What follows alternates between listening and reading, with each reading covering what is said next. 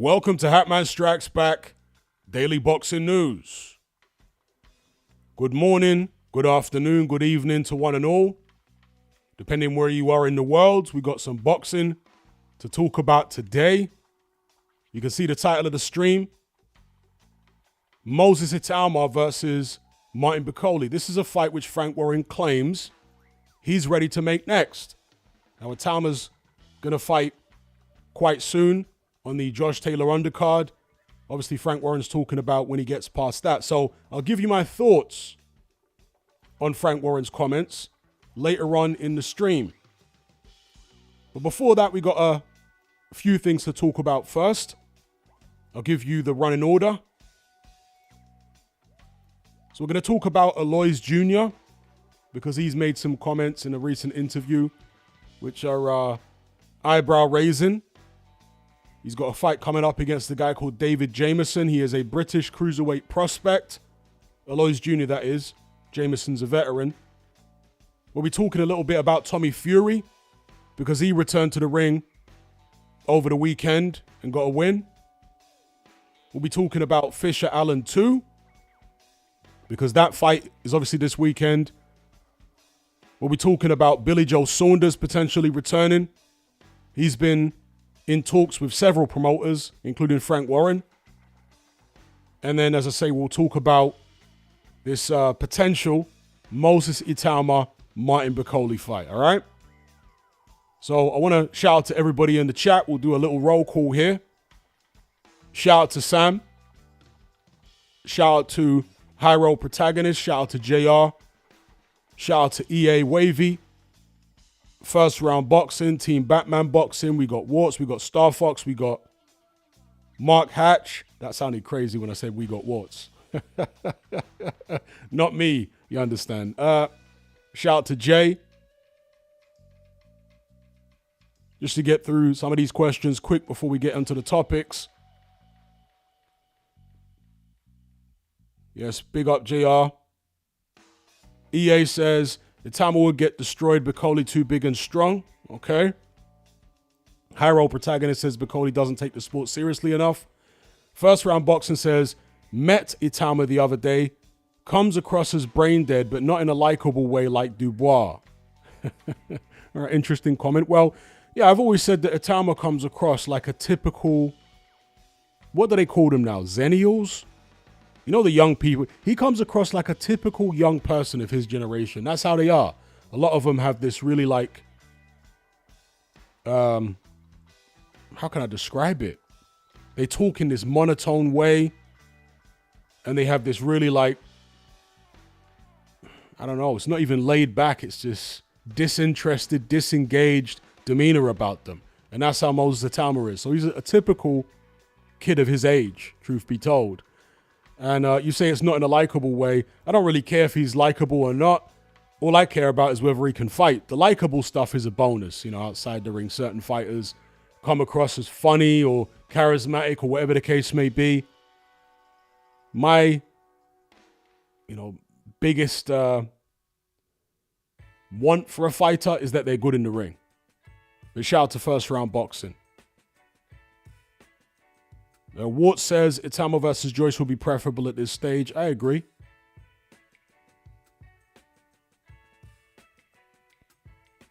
Mark Hatch has his Fury coming back this year. Tyson Fury, that is. I think so. Shout out to Luke B. Shout out to my comment will trigger you. Jackie Boy Johnson. JJ says nonchalant. It might be a way to describe it, but I don't know. I'm struggling to find a better description. They just have this, I don't know, it's like they're almost, it's almost as if they're constantly high. I'm assuming Moses Itauma isn't.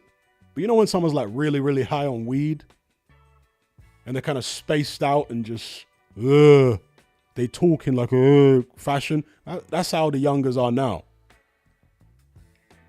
They talk in this kind of slurry. It's almost like they're all on lean. If you guys know what lean is. It's like they're all on lean. That's how people talk when they're on lean. So yeah, a lot of the youngers are like that now. Not even stoic. Not even necessarily stoic. It's yeah, as who was it now? First Round Boxing says it's like they're brain dead. To put it in a non-complimentary way, they talk in this brain dead fashion. So Itauma is kind of typical of people his generation and age. Isaac says Itauma doesn't have to slug it out with Bakole. He can just box and move to a points victory. Afro Jam says mumbling and mushmouthing. Exactly that, yes. All right, so shout out to everyone in the chat. We'll come back to your questions and comments a bit later. Let's get into some of this boxing news, shall we? Or points of discussion. So Aloys Jr. Now, some of you might be wondering why I'm even talking about him.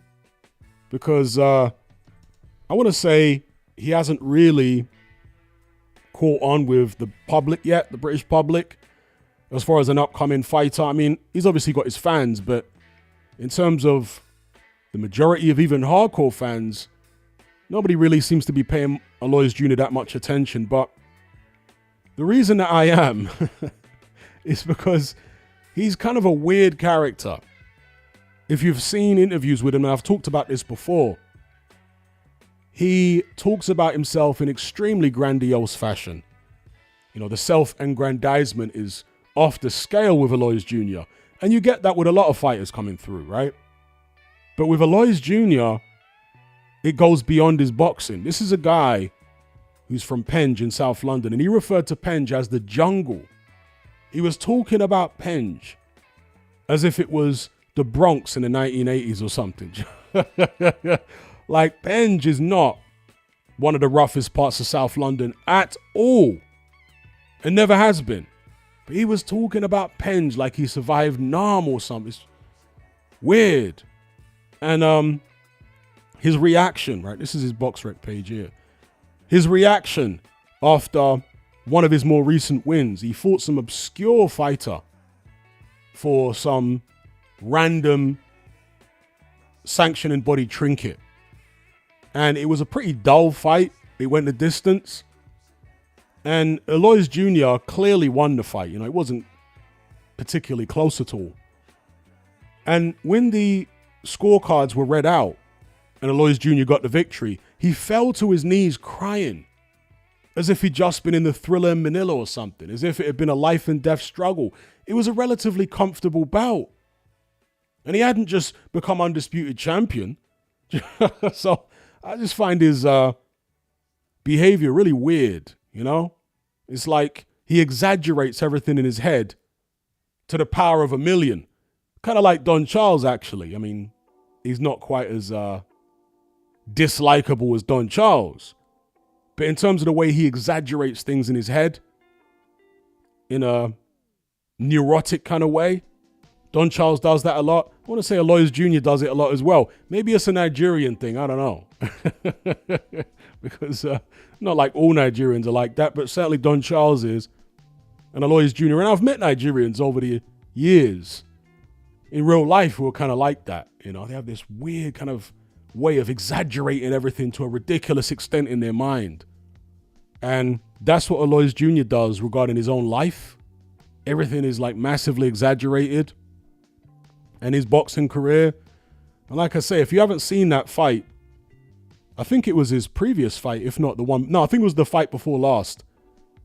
Like I say, you go watch that fight. He was winning comfortably. It was a pretty dull affair. It was for some random trinket. And, you know, you expected him to get the decision. It wasn't the Thriller Manila or anything close. There was no drama in the fight, really. Yet when the scorecards were read out and he got the win, man dropped to his feet crying. I was like, why are you being so extra? You know what I mean? It's like, yeah. Like I say, you think he just won undisputed or something. Weird. So anyway, his next opponent is this guy here, David Jameson. This will be on the 24th of this month. I guess this is on the Josh Taylor undercard, since it's the SSE Hydro in Glasgow. David Jameson has been stopped by Chev Clark and also by Mikhail Lawal. So if Aloys Jr. is going places, certainly if he's going to the places that he says he's going to, then he should be dispatching of David Jamieson without too much trouble. This is a guy who's been stopped, as I say, a couple of times in the past, 33 years of age. He can punch a little bit, David Jamieson. So, Aloys Jr. will want to be a little careful. Doesn't want to get too reckless. And just a bit of backstory, by the way, on Aloys Jr. In fact, did I show you guys this? I forgot to even talk about this. So in this interview, Aloys Jr. says he's not that far away from the likes of Joe Saunders. And he actually was kind of dismissive of the Chev Clarks and Vidal Rileys of the world, because it was Dev Sani that was interviewing him. Dev Sani said that Clark and Riley are above him currently, and Aloys Jr. said allegedly. I'm like, yeah, okay. I mean, I can appreciate the confidence, but I would pick Vidal Riley over Aloys Jr. 10 times out of 10. I picked Vidal Riley over Chev Clark. I pick him over Aloys Jr. all day long and twice on Sunday. But, Aloys Jr. is not supposed to listen to the naysayers. Of course, he needs to listen to his own inner self, God, whoever he gets his confidence from, and go from there. But my take on it is, yeah, he's never going to beat somebody like a Vidal Riley anytime soon. And as for Joe Saunders, yeah, I think he's a million miles off that level. I'm sure he disagrees. I know he disagrees based upon what he said, or he claims to disagree based upon what he said in this interview. Anyway, he's fighting David Jamieson. And he'll need to watch out for the power. The point I started to make but didn't finish is a little bit of backstory about Aloys Jr. So he actually is in the same gym as Moses Itauma, in the Ben Davison gym. And he fought Itauma in the amateurs. He's actually 2 years older than Moses Itauma. Itauma beat him. And it was interesting, in the Dev Sani interview, Dev kind of hinted that maybe he and Moses could fight one day. And Aloys Jr. kind of sheepishly said, well, maybe one day. Obviously, Aloys Jr. is a cruiserweight and Moses Itauma is a heavyweight. But I have to imagine that Moses, if they're sparring now, is lighting him up like a Christmas tree. Yeah, maybe I'm wrong, but I have to imagine that's the case. When they fought, as I say, Itauma was 14, Aloys was 16. And Aloys said that he was surprised at how, first of all, tall Itauma was for a 14-year-old. And he must have been surprised about how good Itauma was. Because when you're that age, 2 years makes a big difference. Yeah? If you're 16 and there's a kid who's 14 and you're a big guy for 16, 9 times out of 10, you're mashing him up. Do you know what I mean? Whereas this young kid, Itauma's coming in 14 years old, and yeah, he won the fight. So anyway, I look forward, I guess, to Aloys Jr.'s fight here against David Jamieson. Like I say, Aloys is kind of an odd character to me, so I'm somewhat intrigued. Let's just put it that way. Maybe even kind of entertained by his unusual personality and behavior, even though I shake my head at times at the stuff he says. So yeah, that's Aloys Jr. Moving on then to Tommy Fury. He fought over the weekend. This was his first fight in something like 18 months, best part of 2 years. So think about it. Tommy Fury, he's got the Fury name. He's got the John Fury cheerleader routine going for him in terms of publicity. He was on Love Island, was it? So he gained a bunch of fans doing that. He had this romance with some girl on Love Island. Is it Molly May? But since that time, well, let me just first of all talk about his fights. He beat Jake Paul. That was a big rivalry, right? Went on to beat KSI. But since that time, he apparently split up with Molly May, last I checked, and she's gone on to continue to be in the public eye. He was supposed to fight Darren Till, but backed out of the fight. Bear in mind, KSI promotes a lot of the Misfits cards, and I think that was a KSI card. So to be backing out of the Darren Till fight the way he did, I suspect that's why his comeback fight on the weekend was in complete obscurity over in Hungary. Right? Totally obscure card that he and his brother Roman Fury, I think it's his brother rather than a cousin, Roman Fury were on in Budapest against some random fighter from Bosnia. Kenan Handjalik, I'm probably butchering the name, but this is the guy that he fought over 6 rounds. The guy was 5-1 going in, 27 years of age. If you haven't seen it, it is on DAZN. It's not a very good fight. And there's something curious to me about Tommy Fury because he is quite athletic. Yeah, there's no doubt about it. He is athletic. He's got pretty quick hands. His coordination seems quite good. And as we all know, he's got this very muscular build. Long arms as well. Somebody with that type of physique and the athleticism and the speed he has, you'd imagine that they'd be quite a serious puncher.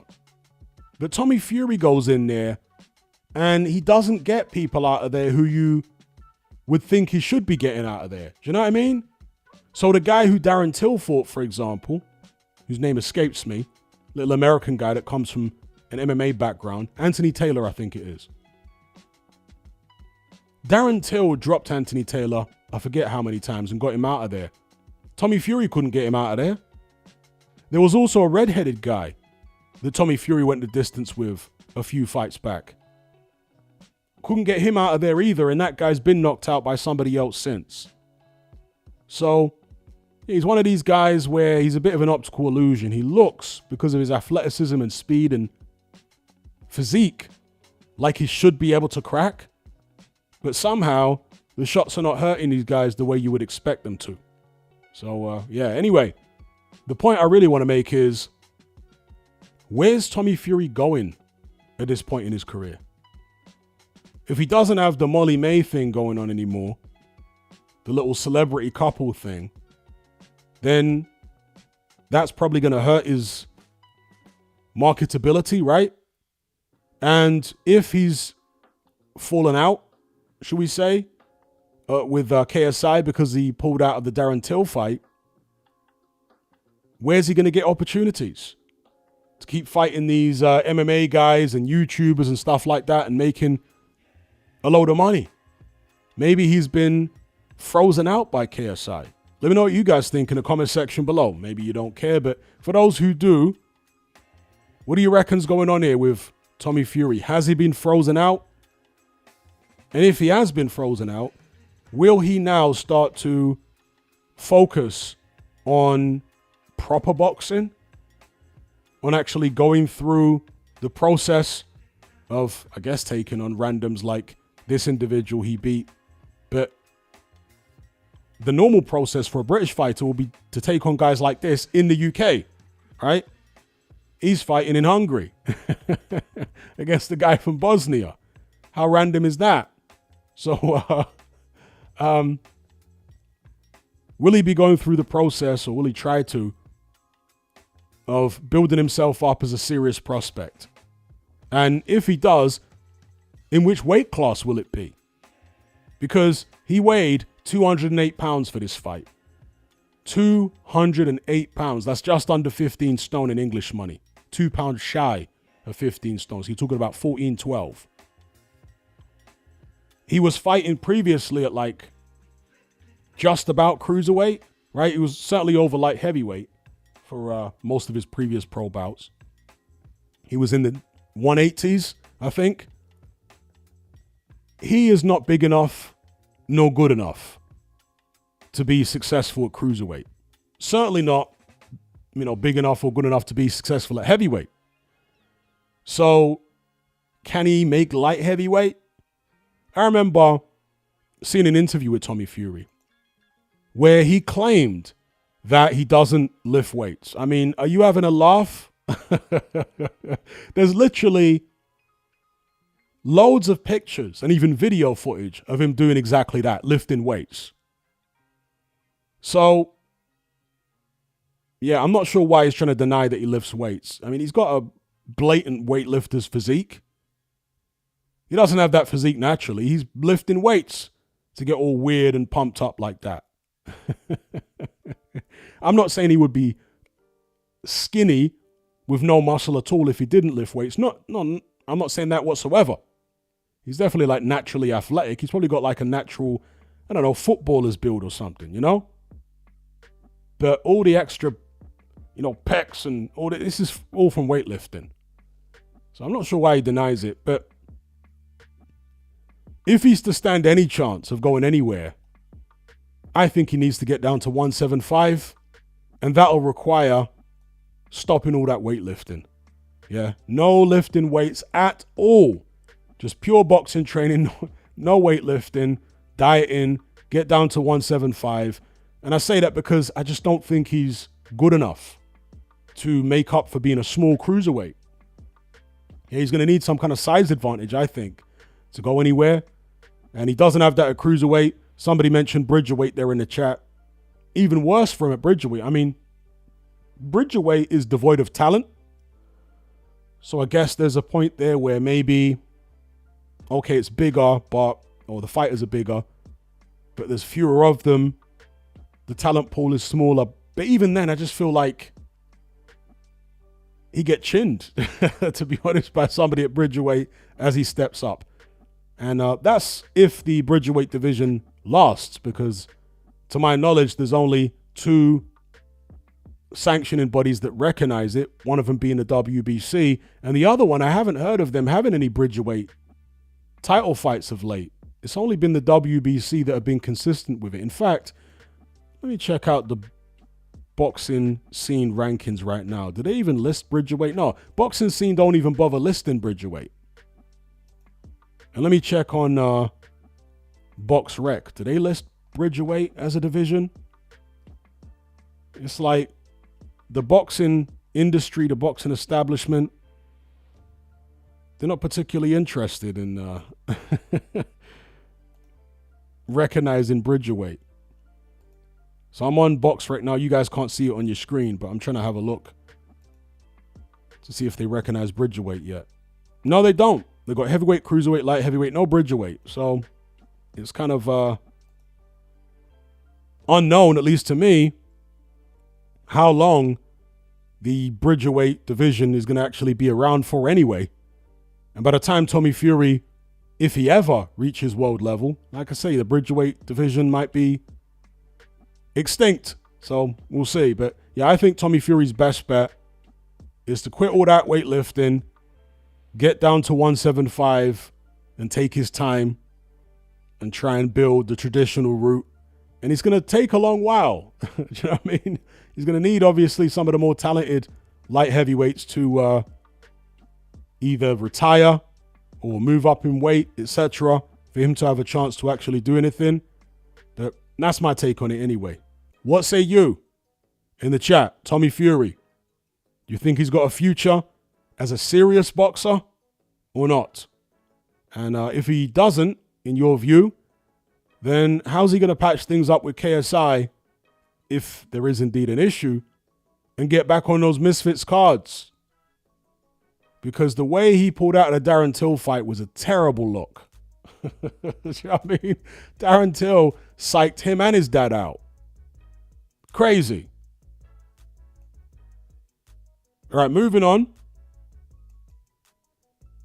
This weekend, we've got the rematch between Johnny Fisher and Dave Allen. Now, I spoke about this on a previous stream, but since then, I've done a poll on my YouTube channel page, You can see it here. So far, 29%. In fact, let's go with the majority first. 33% are picking Johnny Fisher on points. 29% are picking Dave Allen by KO. 20% are picking Fisher by KO. And 18% are picking Dave Allen on points. All right, so it's pretty evenly split. There isn't that much in it, is there? Yeah, pretty evenly split. Is almost a 50-50 the way that my subscribers see it on this poll. Personally, I am picking Johnny Fisher to win, probably on points. And the reason I say that is because he's got youth on his side. He's got athleticism on his side. The first fight, Johnny Fisher just threw far too many punches early. I don't know whether he was overexcited or anxious or what, but he was throwing too much and actually not clinching enough. And clinching is permitted in boxing, tactical clinching. You're just not allowed to do it excessively.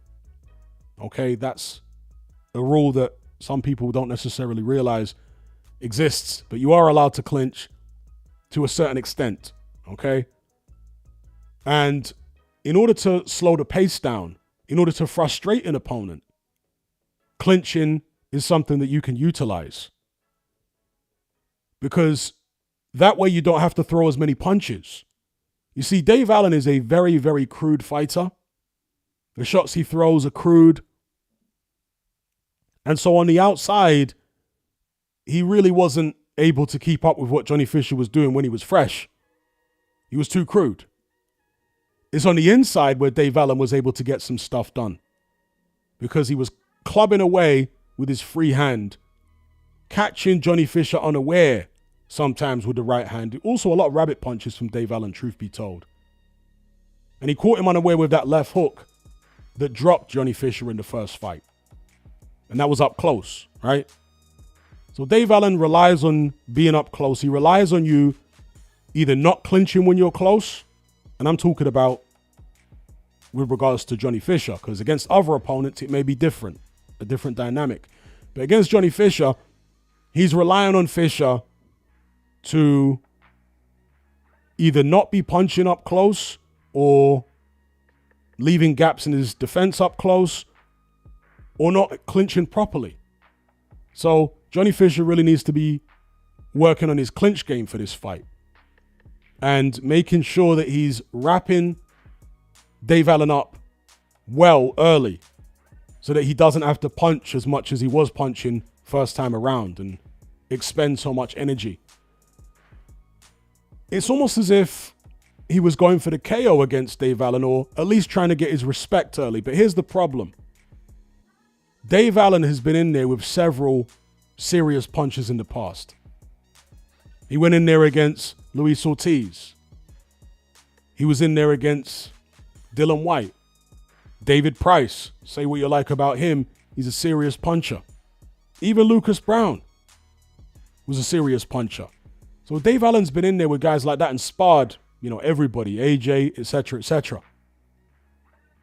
So he was never going to be impressed by Johnny Fisher's power to the point that he was intimidated by it. He's too experienced and he's too tough. Okay? So Fisher's mindset and Fisher's approach was wrong in that regard. This is not the guy who you're going to hit with a couple of big shots and then he's going to be scared for the rest of the fight. No, that's not Dave Allen. The way to beat Dave Allen is to frustrate him. That's the way he's been beat in the past. You frustrate him. You make it so that you're landing your shots and he's not landing his. That's what David Price did. That's what Dylan White did. That's what even Fraser Clark did. Yeah? It's not about trying to knock him out. It's not about trying to intimidate him. It's about frustrating him. And an element of frustrating somebody is you tie him up on the inside if that's where they're trying to get their shots off. Because on the outside, Dave Allen is so crude. Johnny Fisher should be able to avoid the big overhand right, which is like a cricket ball, the way Dave Allen throws it. Fisher should be able to avoid that.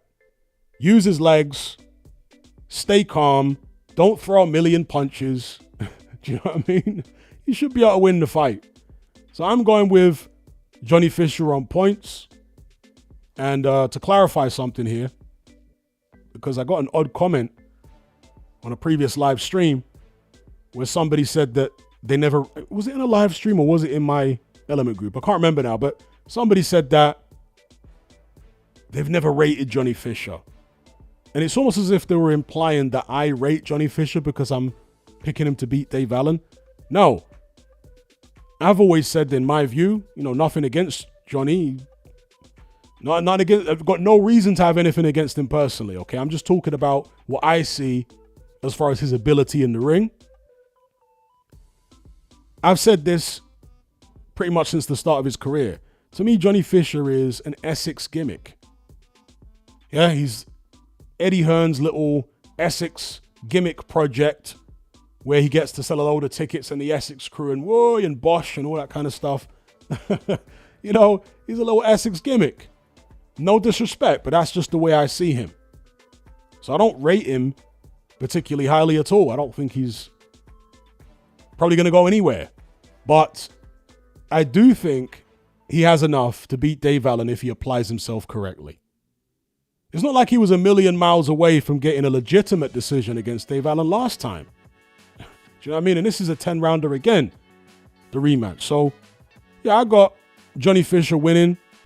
Would I be shocked if Dave Allen won? Obviously not, because of what happened in the first fight. Dave Allen dropped him. He was clubbing him around the ring for several rounds in the fight. So, yeah, a Dave Allen win would be no shock. But I'm still going for Johnny Fisher. He's the younger guy. He's the fresher guy. And I also don't trust Dave Allen's preparation, because before every fight just about, Dave Allen says, I've been training so much better for this fight. He puts up a million videos on his YouTube channel about how well he's been preparing. And then after the fight, win or lose, he tells you that his preparation was terrible. I'm like, yo, it's the same story from this guy every damn fight. So, yeah, I don't trust Dave Allen's prep. Anyway, let me know what you guys think about this one in the comments.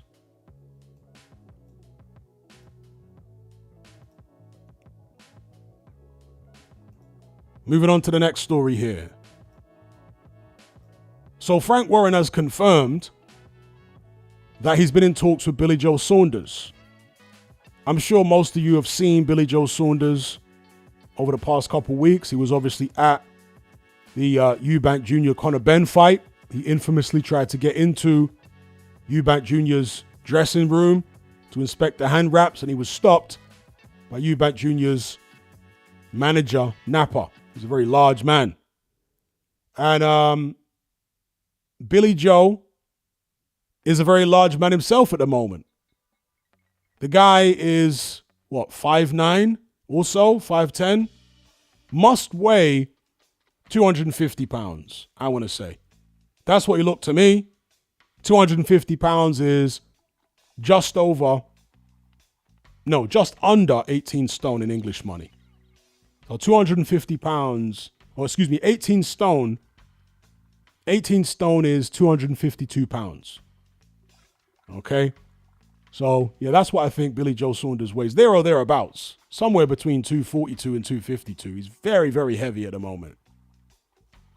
Shifting all that weight is going to take quite some time. If he's going to do it, and in terms of being able to shift that weight, which weight class would he be fighting at? Probably light heavyweight initially.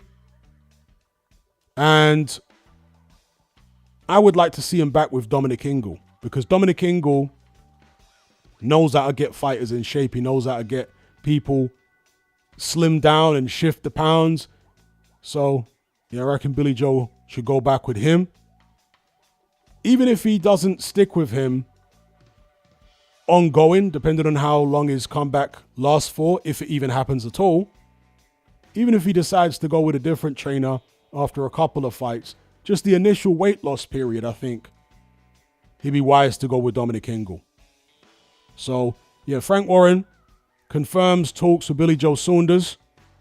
And Napa, Chris Eubank Jr.'s manager, confirmed that they're interested in that fight. Eubank Jr. is interested in Billy Joe Saunders and Kell Brook. And that was after, I'm not saying Napa's watched my videos, by the way. To me, it seemed that these were obvious names that Eubank Jr. should be looking at if he doesn't fight Conor Benn next. But I did a video right after the Eubank Jr. Conor Benn fight where I said that I think the two best opponents for Eubank Jr. next, the ones that make the most sense, will be Billy Joe Saunders and Kell Brook.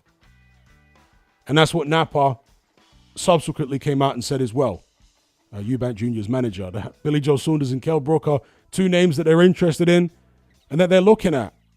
And to reiterate what I said in that video, in case any of you haven't seen it, the reason I say those names is because I think Eubank Jr. is too tight at 160 to be any kind of real threat to the middleweight champions.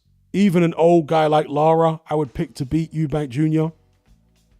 I'd probably pick Adames to beat him. I'd certainly pick Aleem Kanuli to beat him. And, if we are to see Eubank Jr. challenge for titles, I want to see a fully hydrated Eubank Jr. in the ring fighting whichever champion. I don't want to see a depleted guy. I want to see a fully hydrated guy. The problem is, stepping up to 168, I think the fighters there, certainly Canelo for one, far too good for Eubank Jr., fully hydrated or not, in my opinion. And several of the fighters coming through, I think, would be too much for him. You got the likes of Diego Pacheco. I'd pick him over Eubank Jr. Christian and Billy. He's a sloppy fighter. I'll probably pick him over Eubank Jr. too. He's almost like a bigger version of Conor Benn. Christian and Billy. So, and Conor Benn didn't beat Eubank Jr., but he gave him some problems. So, I don't see, do you know what I mean, a way that Chris Eubank Jr. can go and get success at world level. I just don't see it. Maybe I'm wrong, but that's the way I'm looking at things. And so, since he's, 35, 36 years of age, he might as well have a little couple of cash-out fights against the likes of, as I say, Billy Joe Saunders, if he can get down to some kind of reasonable weight, and Kell Brook. If he has one or both of those fights and comes through the victorious, then maybe go for a Canelo or whatever, but I would expect him to get smashed to bits against Canelo Alvarez. Even though Canelo Alvarez didn't look great against William Skull, Eubank Jr. can't box like William Skull. And William Skull is horribly negative. He's nothing special. But I'm telling you, Eubank Jr. is not as slick a boxer as William Skull at all. Anyway, moving on from that to the main topic of this stream. Hold tight, everybody in the live chat.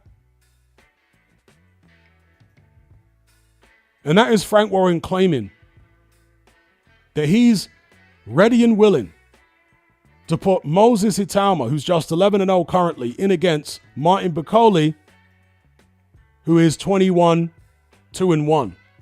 He claims he would put Itauma in against Bakole 1,000,000% next. Obviously, this will be after Itauma's next fight on the Josh Taylor undercard. Now, I'm going to call, I'm going to call cap on Frank Warren's claim. I don't believe it. I do not believe at all that Frank Warren would put Moses Itauma in with Martin Bakole next. I don't buy it. I think what Frank Warren is doing is engaging in PR. So let me set the stage here, set the table here. A lot of people say that sparring doesn't mean anything, and we should just ignore sparring stories and anything that happens in sparring. Okay, well, let me tell you somebody who doesn't ignore sparring. Frank Warren. He said out of his own mouth that one of the main reasons he's signed one of the main reasons he signed Daniel Dubois was because he'd heard that Dubois had knocked out or dropped or bashed up Anthony Joshua in sparring. Go look up the interview. That's what Frank Warren said out of his own mouth. That was one of the main reasons he signed Dubois, is because he heard about what he did to AJ in sparring. So while some of you guys may not care about sparring stories, might not read too much into it, Frank Warren was so impressed by a sparring story that he was willing to actually sign somebody to, I think it was a 5-year deal. Do you know what I mean? It's not like Daniel Dubois was some type of Olympian. He wasn't. I think he only had a couple of senior bouts. The vast majority of his amateur career was as a junior. But Frank Warren was so impressed by the sparring story, he's like, sign him up.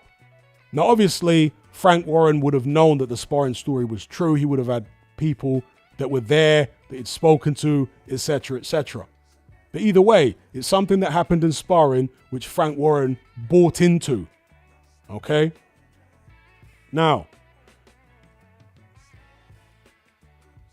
after Martin Bakole beat Jared Anderson, an unbeaten prospect, he was breathing down Daniel Dubois' neck. He was telling everybody about how he had bashed up Daniel Dubois in sparring. Okay? Again, you might not buy anything into it, but we're thinking about Frank Warren here. I'm absolutely convinced that Frank Warren was trying to keep Daniel Dubois away from Martin Bakole after that Jared Anderson fight in particular. Because he will have known all about Dubois getting bashed up and stopped in sparring by Bakole. He will have known all about that. And since he signed Dubois, at least partly based on bashing AJ up in sparring, again, think about Frank Warren's thought process here. He was so impressed, Dubois sparring, he was like, let me sign him. Well, how impressed must he have been with Martin Bakole then, who bashed Dubois up in the gym several times apparently?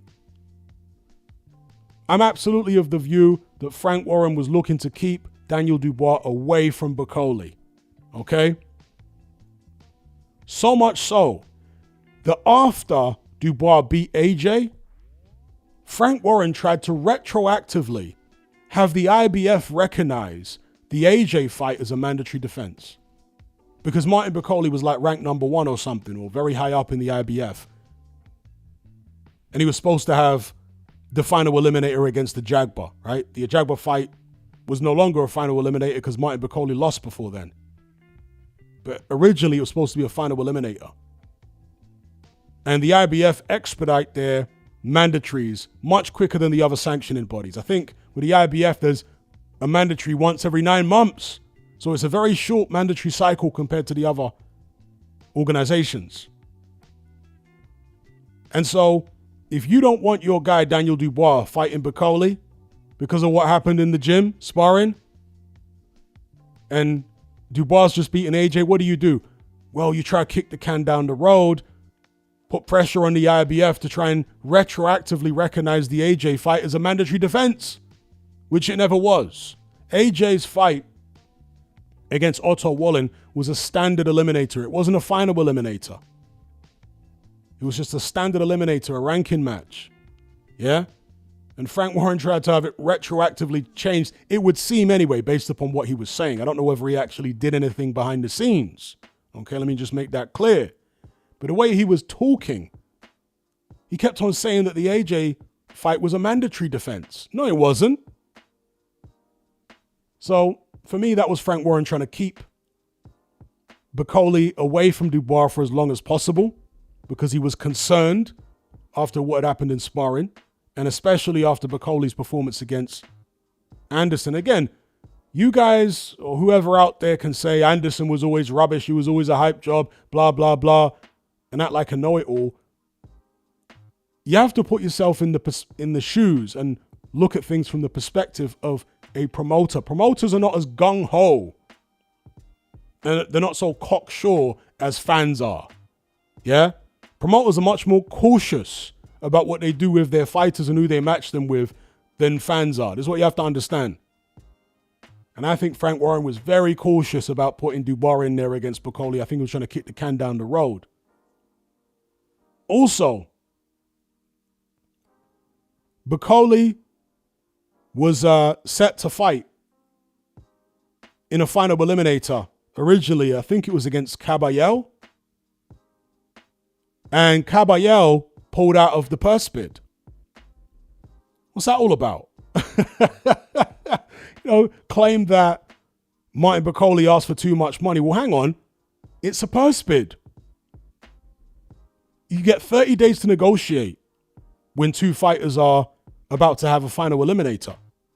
If you can't come to a deal because somebody's asking for too much money, you just go through the purse bid then. And whoever wins the bid, that'll decide the purse. So what Ajit Caballel was saying made no sense. And by the way, this isn't me saying that Bakole beats Caballel or Caballel. It's irrelevant. I'm just talking about what actually happened. Okay? Caballel pulled out of fighting Martin Bakole. That's a fact. For no good reason. Or certainly no good reason that he gave. Okay? Then it is revealed that Ajit Caballel is being managed by Spencer Brown, and I think he's now promoted by Frank Warren. So Frank Warren keeping another fighter away from Martin Bakole. And then Zheli Zhang. It was one way or the other. It was either Zhang first that pulled out and then Caballel pulled out. I think it was Caballel pulled out first and then Zhang pulled out of fighting Bakole. Maybe they used the same excuse. I can't remember. And again, I'm not saying either of those guys was afraid of Martin Bakole. I'm talking about Frank Warren here. Because Zhang, again, is a Frank Warren fighter. So he's trying to keep all these guys away from Bakole. Okay? Now that Bakole's been chinned by Joseph Parker, and yeah, he let Parker, another one of his fighters, go in there against Bakole, but Bakole was taking the fight on like 2 days' notice. What kind of shape could he possibly be in? Flying halfway across the world. So he gets chinned by Joseph Parker. He then looks pretty damn terrible in his next fight against F.A. Jagba. And now Frank Warren wants to come out and say, I never bought any of this stuff about him being a boogeyman or bogeyman, right? In the US, they call it boogeyman. In the UK, we say bogeyman. I never bought all this stuff about him being a bogeyman. Blah, blah. And he's like making a point of really trying to deride Martin Bakole. He was never any good. So why then did you basically get two of your fighters to pull out of fights with him? Well, I can't say that Frank Warren got them to do it, but the fact that they did pull out of fights with him is suggestive that either Frank Warren or Spencer Brown had something to do with it. That's what it suggests as an outsider looking in that has no knowledge, no inside knowledge of the situation, right? And then, if he never rated Bakole, why was he trying to say that the AJ Dubois fight was a mandatory defense for Daniel Dubois when it never was? Why was he trying to say that? The only explanation I have is that he wanted the IBF to retroactively recognize it as such so that he could push the Bakole defense, which was looming for Daniel Dubois, further down the road. So hindsight is always 20/20. Everybody now is saying, or most people now are saying, Bakole was a hype job. He was never any good. He was never really the boogeyman. It was all a load of rubbish. That's all well and dandy. But again, I'm asking people to look at things from Frank Warren's perspective. Do you believe that Frank Warren was never worried about putting Dubois in against Bakole? I think he absolutely was. Is he as worried now? No. Because Bakole looked terrible in his last two fights. Terrible against Joseph Parker. Okay, we can let that one slide given the circumstances, but we can't let the Ajagba fight slide. So after those two performances, of course, Frank Warren's going to be more confident of putting many of his fighters in there against Bakole. But As far as putting Itauma in there, see, this is all part of diminishing Bakole to try and justify what he's done with his fighters in the past, in my opinion. Frank Warren is really leaning into talking Bakole down to justify what he did in the past. You see what I'm saying? But I don't fall for it. I don't buy it. And I don't buy this idea. Maybe he'll prove me wrong. But I'm just telling you my perspective. I don't buy this idea that Frank Warren's willing to put Itauma in with Bakole next. I do not buy it for a second. And that's not to say that Itauma can't win the fight. But Frank Warren knows boxing. He knows that Itauma is green. And he knows that the Martin Bakole fight really doesn't benefit Itauma to an extent worthy of the risk. So I think this is cap from Frank Warren. And we know he doesn't like Ben Shalom. That's another reason to not make this fight, to not give Ben Shalom an opportunity to take down his up-and-coming heavyweight prospect, the guy whose name is on everybody's lips. Do you really think, like, irrespective of what you think about Bakole, yeah? Maybe you say he's a hype job, was always rubbish. Do you seriously think that Frank Warren, and this is heavyweight boxing, anything can happen, even if a guy's a big favorite, yeah? Anything can happen when these big men in tiny gloves start swinging fists. Anyone can get knocked out. Do you really think that Frank Warren would give Ben Shalom the opportunity to put Martin Bakole in there against Itauma next? A guy who's 11-0, if he wins his next fight, 12-0. You seriously think Frank Warren would give Ben Shalom that opportunity? Imagine Martin Bakole fights Itauma. Maybe Itauma's winning the fight, gets caught, or gets tired and Bakole wins. Imagine the narrative. Imagine what a story that would be for Bakole and for Ben Shalom. Frank Warren's not going to risk that. At least not in my estimation, and not yet. Maybe some fights down the line, if Itauma keeps progressing and Bakole keeps deteriorating. But as it stands right now, I don't see it at all.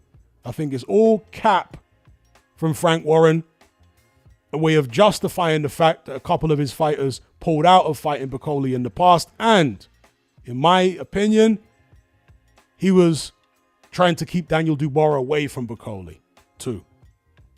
So, yeah, that's my take on that.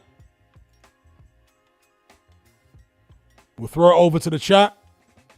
See what you guys think about all of this stuff. Firstly, big up Mr. Luca for the super chat. He says, Martin Bakole admitted he declined Turkey's offer to fight Zhang and Kabayel. He said it to Radio Raheem. Guess you haven't seen the interview. No, I'm aware of Martin Bakole saying that, but those fights were headed to a purse bid. Martin Bakole didn't pull out of the purse bid.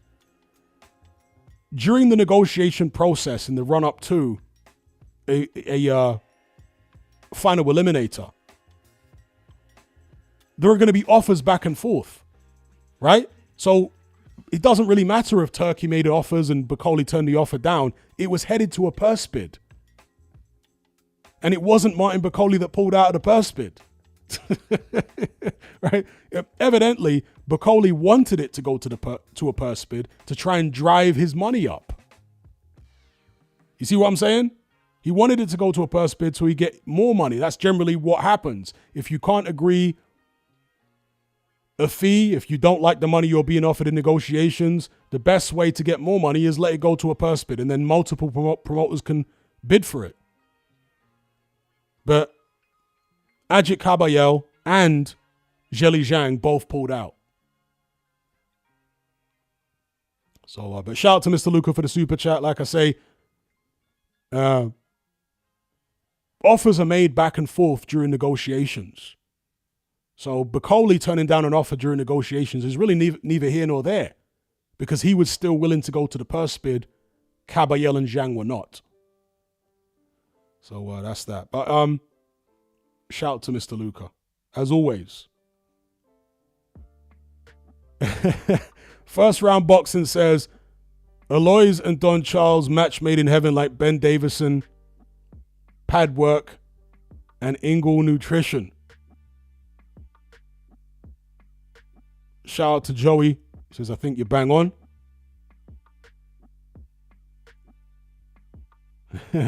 Workstation says, if Bakole had better dedication and didn't have Captain Nosehair as his trainer, I think he would have given Zhang or Caballero problems. Yeah, personally, I think that the Bakole who beat Anderson beats Zhang. Not sure about Caballero, though. I might make Caballero the favorite against any version of Bakole we've seen so far. Caballero really has been a dark horse.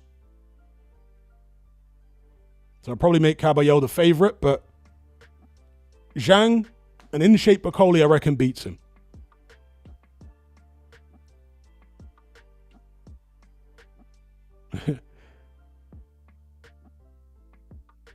Not even Ingles Pringles will get Saunders down to 175. Let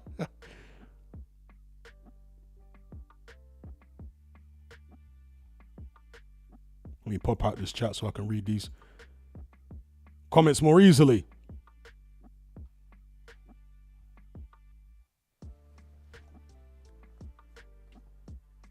Workstation says that Billy Joe Saunders looks like fat Robert De Niro at the end of Raging Bull. That's probably quite complimentary to Billy Joe, to be fair.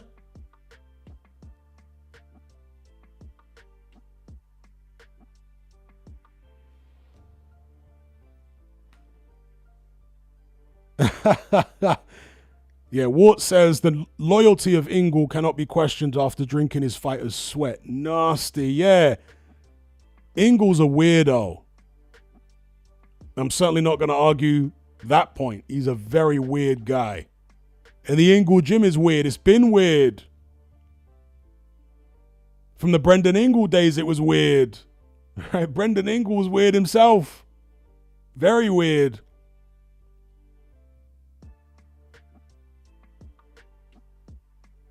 Kyle says, everyone has knocked out AJ, it's overused.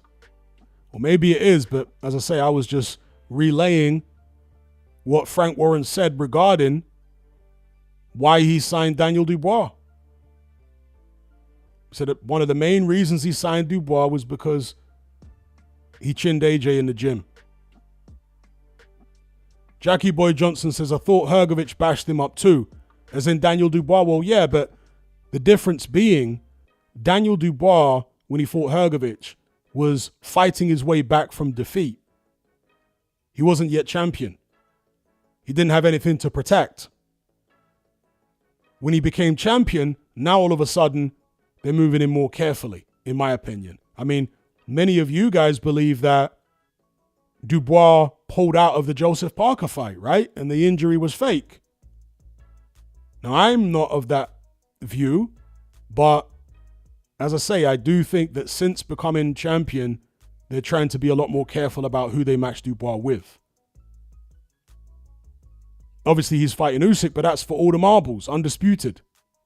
I'm talking about title defenses.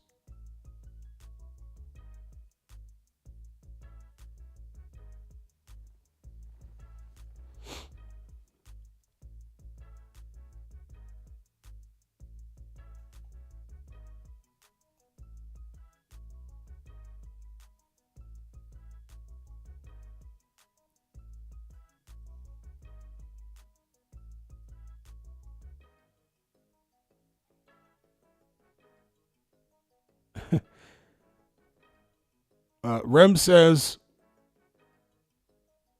Costamato used to sleep in the same bed as his fighters, allegedly. I never heard that one before. I have heard people say that he was, fruity. But I've never heard anyone say he slept in the same bed as his fighters. R says, who do you think Caballero should fight next? Caballero is... Who's he the interim champion with? Caballero, is it the WBC?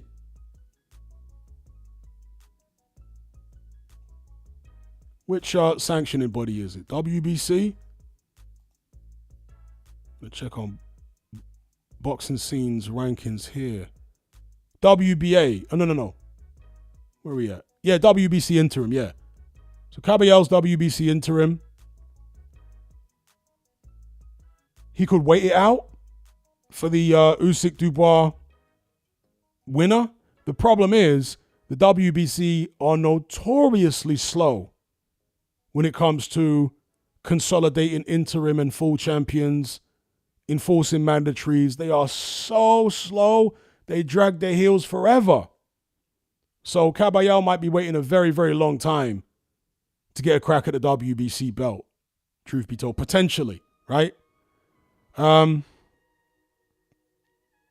maybe he just has to wait for the Usyk Dubois rematch, talk to his team after that and see what is available, who's willing to fight. If there's no crack at the WBC title, then, I don't know, stay busy. And stay busy fights are obviously very dangerous. When you're in that position, you don't want to compromise it. But then again, if enough money is offered, and since Caballero is full of confidence right now, maybe he'd be willing to fight the number one contender, for example, which is Lawrence Okoli. Maybe we would see Anthony Joshua fight Ajit Caballero. Anthony Joshua's number 2 with the WBC. They've sparred in the past, Caballero and Joshua. That would give Joshua the opportunity to pick up the interim. And I'm not saying Joshua deserves it, by the way. I'm talking from Caballero's perspective here. It's like previously I said that I did a video talking about potential fights for Joseph Parker after he beat Bakole. And I mentioned AJ as one of the potential fights, and some idiot in the comments started getting upset with me. AJ doesn't deserve that. What are you doing? Oh my God, how could you suggest such a thing? The guy didn't realize that I was suggesting names that I thought were most likely. This guy was banging on about Parker fighting Usyk. I'm like, well, yeah, he deserves an Usyk fight, but I don't think he's going to get it next. I think more likely for Caballero would actually be an AJ fight, or excuse me, for Joseph Parker. Would have been an AJ fight because there's a load of money in it. Parker's certainly not going to turn it down. There's a load of money in it and he wants revenge. And AJ is a lot less fresh, at least to my eyes, than Joseph Parker is. So in terms of likelihood, I was just saying that I think Joseph Parker fighting AJ is probably more likely than Joseph Parker fighting Usyk next. And same goes for Caballero. It might be more likely that we get Caballero fighting Anthony Joshua in his next fight than fighting Alexander Usyk. Then, of course, you could have Caballero fighting Parker, but those two guys are kind of in a similar position. They don't sell a lot of tickets, but they're both in a good run of form. They're both dangerous. From a boxing perspective, from a fan's perspective, in terms of hardcore fans, that fight makes perfect sense. Caballero and Joseph Parker. But when you think about the business of boxing, I doubt that's going to happen. So yeah, I reckon, unless Turkey's willing to throw a load of money at the fight, then it could happen. But that notwithstanding, I reckon Caballero probably fight AJ if he can get it. A Jagba. That's another fight for Caballero. Bakole. The guys below him, these would all be defenses of Caballero's interim title with the WBC. What say you guys? Who do you think or want Caballero to be fighting next? Shout out to James Clifford for the super chat. He says, Hatman, what are the 3 or 4 fighters Itauma should fight over the next year to get him ready for a world title shot towards the end of 2026? So there's a few names that other people have suggested actually in previous live streams, which I'd certainly concur with. One of them would be Charles Martin. And they were talking about that fight happening. I'm not sure why it didn't. But Charles Martin, I think, would be a good shout. Another one would be Otto Wallin. And a third would be Jermaine Franklin. I reckon they're all good names, good step-up fights for Moses Itauma if he gets past his next opponent on the Josh Taylor undercard.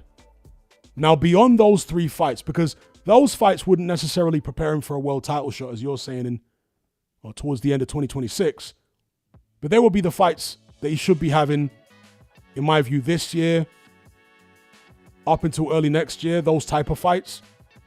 Beyond that, he's going to have to go in there against maybe the Fabio Wardley-Justice Hooney winner.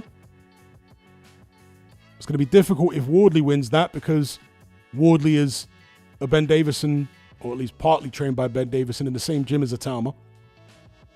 But if Hooney wins, then yeah, that'll be the perfect time for Itauma to fight him. So Itauma versus Justice Hooney. Somebody else mentioned Joe Joyce, another perfect name, I think, for Itauma over the next, let's say, 12, 14, 15 months. That would probably be the bridge fight between the previous names I mentioned and a world title shot. Would be somebody like a Justice Hooney. Who else here? I'm looking at the rankings. Maybe the winner of Sanchez against... God, who's Sanchez fighting? I've forgotten now. I just did a video about it the other day. Hergovich. Nah, I don't know about that one. I mean, I'd like to see it, but I'm not sure that Frank Warren would do that. The winner of Sanchez against Hergovich. I don't think Frank Warren would do that. Dania Perro. That might be somebody by early next year who has a higher ranking that you could put Itauma in with before a world title shot. Somebody like that. Shout out to James Clifford for the super chat.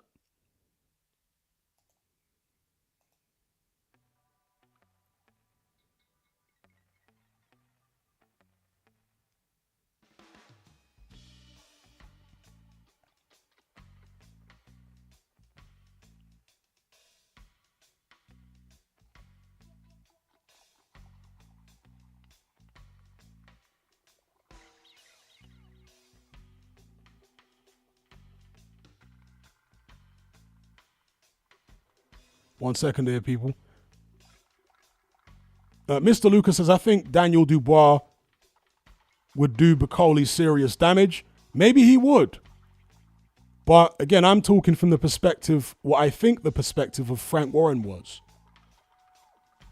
In my mind, there's no doubt that Frank Warren was keeping Dubois away from Martin Bakole. Having seen what Bakole did to Jared Anderson, and also knowing what Bakole had done to Dubois in sparring in the past on several occasions. And as for Dubois being willing to fight Bakole, I'm sure he would be. I'm sure Dubois, as you say, would be willing to fight anybody, but I'm more thinking about his team. Because there are many fighters who will fight anybody, but their team will steer them away from certain fights, you know?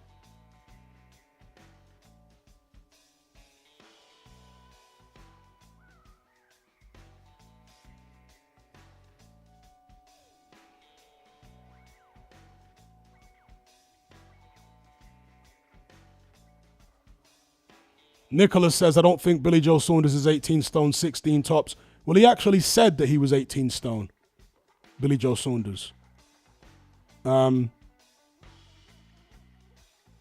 This would have been before the Eubank fight, maybe a month before the Eubank fight. He said he was 18 stone, so has he lost a little bit? Since then, who knows, but I reckon 18 stone is pretty close to what he is, 250 pounds. The man is about, I think, 5'9", 5'10".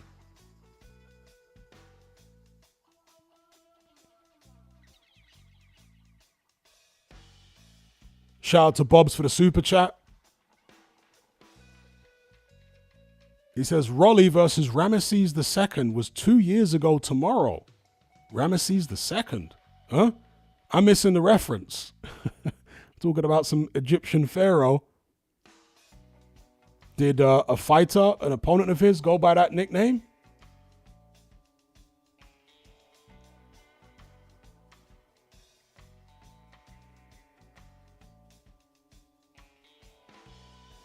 Iron Mike says 18 stone in a 5'10 frame is crazy.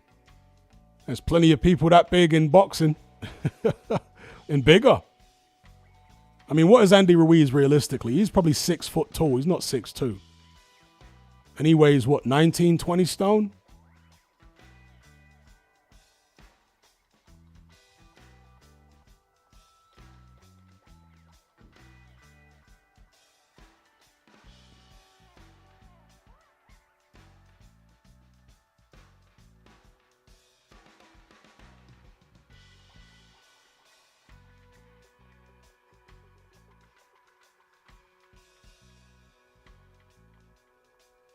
King says, what is stone in kilograms?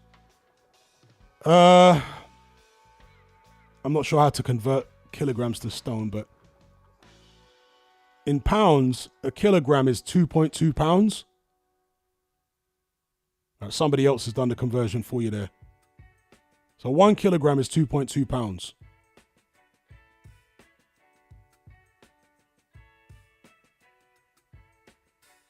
Okay, you're saying what is a what is a stone? Okay, I'm not even sure. But somebody says it's 6.36 kilograms is a stone. Isaac says, I'm Nigerian, but I prefer the pounds measurement in boxing over the kilogram measurement. So do I. I think it helps to have a standardized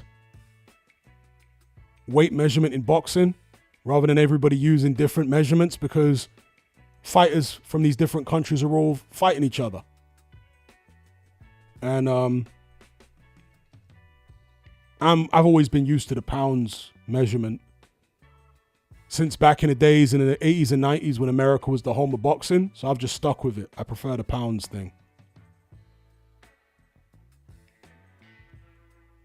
Kyle says that the Rolly joke went over. Hatman said it really did.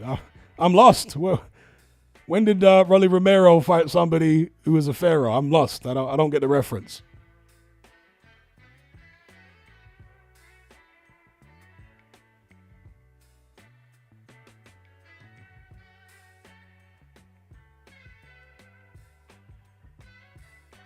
Afro Jam says the weight classes are known by their pounds limits. Yeah, it's almost a standardized thing now. Even in Britain, they refer to them by their pounds limits. But back in the days, they didn't. Back in the days in the UK, they would always refer to it in stone, pounds, and ounces. Yeah. Always. So, for example, super middleweight, they'd always refer to that as the 12 stone division.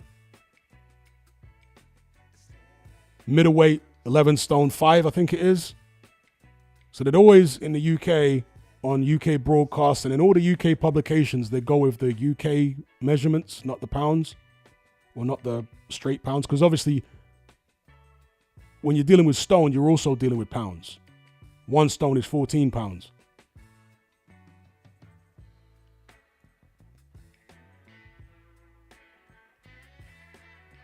Okay, they're saying Barroso is as old as a mummy. Okay, I see. Yeah, Barroso's mad old. Yeah. Okay, I see what you're saying.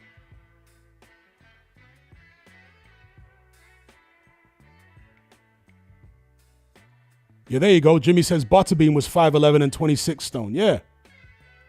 Yeah, man, plenty of people that type of height. I mean, there's loads of journeymen who are like 5'10 and way over 18 stone. Way over. Loads of them. And as you say, Butterbean 5'11, 26 stone. Yeah, massive.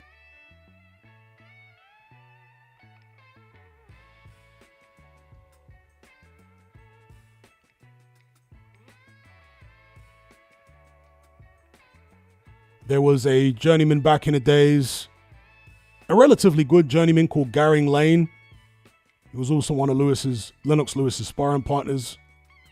He can't have been any more than 5'10", and he was, again, way over 18 stone. I mean, David Tour was there or thereabouts. David Tour was about 5'9", 5'10", and he was for a lot of his career close to 18 stone, close to 252 pounds. But obviously these guys have a lot more muscle than Billy Joe. Billy Joe is piled on the pounds with alcohol, kebabs, and what else? God knows what else.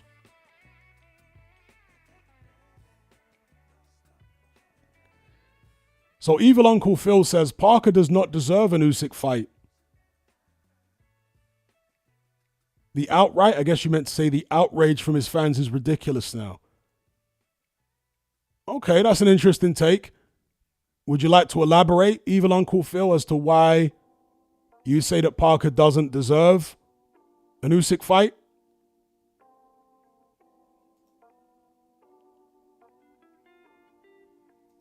What makes you say that? I think my chat might have frozen here. This tab has crashed.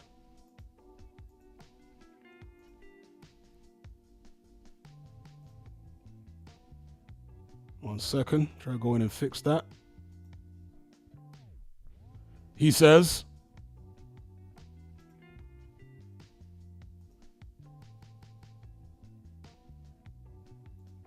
okay, here we go. Yes.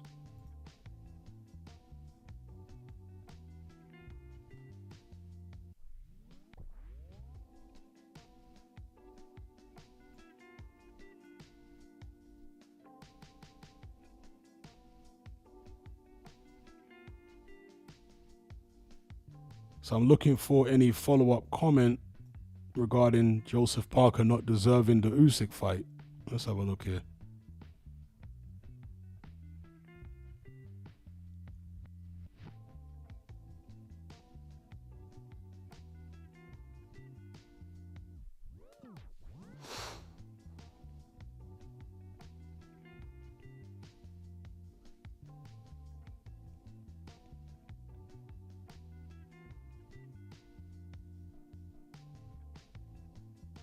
Joey says, Hatman, Ben Whittaker versus Ezra Taylor. What do you think? Ben Whittaker all day long. Ezra Taylor just fought, right? The guy that fought on the weekend. Yeah, Ben Whittaker beats him all day long.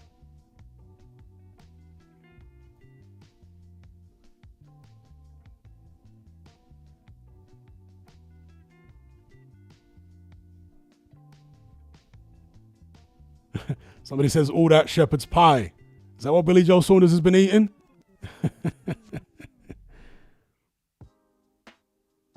If there was a follow-up comment regarding Joseph Parker, I've missed it somehow. I can't seem to find it.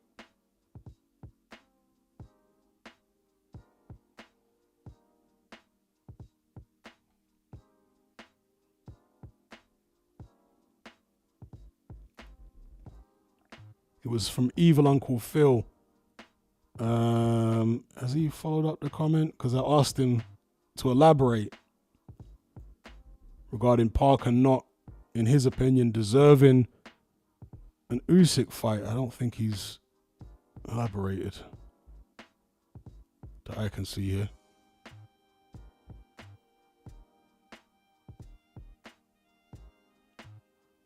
Nova says Parker's resurgence is a bigger lie than AJ's before getting flattened by Dubois. Context is not being considered for Parker's wins over Bakole and Wilder. Fact. I wouldn't. You certainly need to take context into account, for sure. I can 100% agree with you on that.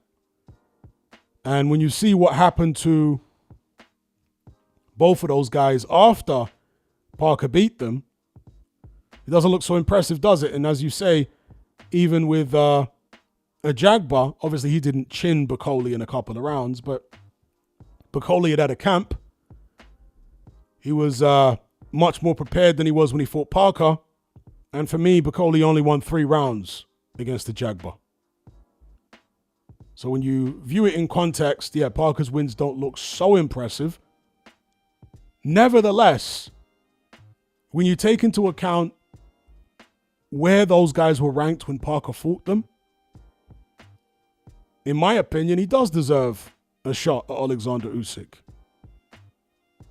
Maybe the wins aren't as impressive as they appear to be on paper, but I still think he deserves a shot.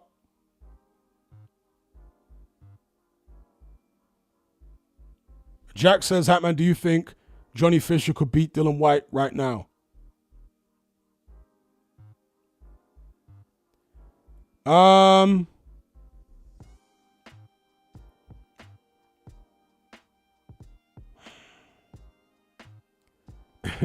See, Dylan White is a much better fighter than Johnny Fisher.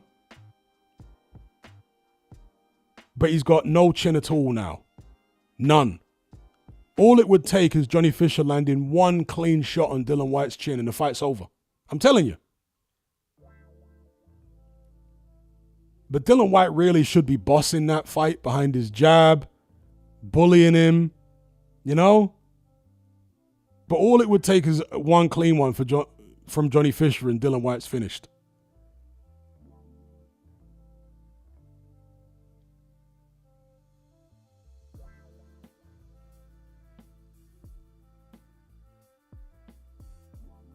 Shout out to First Round Boxing. Likes up, people. Do it. That's right. Do it.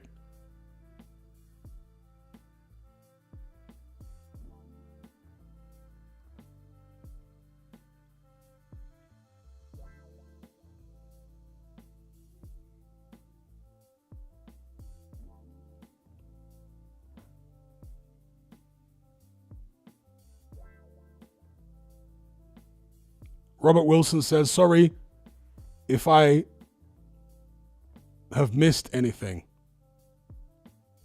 Okay, someone explained this to me, that Moses was going to fight him, and it was told to them by someone who was in the know. Are you talking about Bakole? Okay, you're talking about Bakole.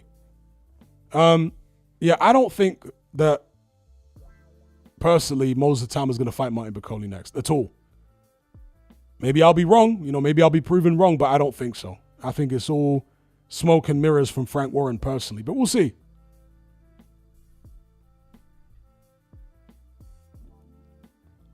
Shout out to Rep for the super chat. He says, would Roberto Camarel have been a good pro? I think he would have been. He dominated at super heavyweight in the amateurs for such a long time. He had success over so many years. There was talk about him going pro on many occasions, but I don't think he ever did. And it's curious as to why.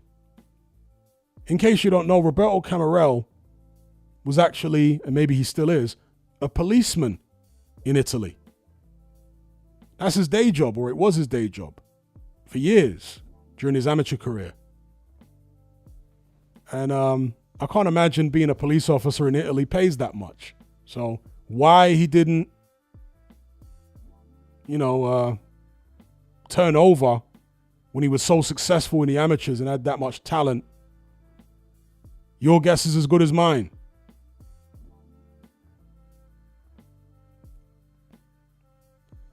Random question from JC. He says, Hatman, are you in Stratford now? No, I'm like thousands of miles away from Stratford. No, not in Stratford. Man wrote it in caps like he thinks he just spotted me there, streaming in Stratford. No, definitely not in Stratford. But yeah, shout out to Rep for the super chat asking about Camarel. I think he would have made a good pro. He could punch, he could box, powerful, athletic, could take a shot. It's very mysterious that he never turned pro.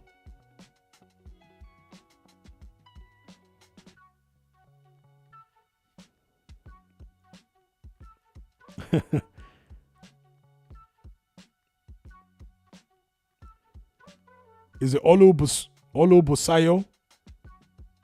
Olubusayo says, Ops. And Op reckons they spotted me. JC says, Stratford, East London. Okay, yeah, I know where Stratford is.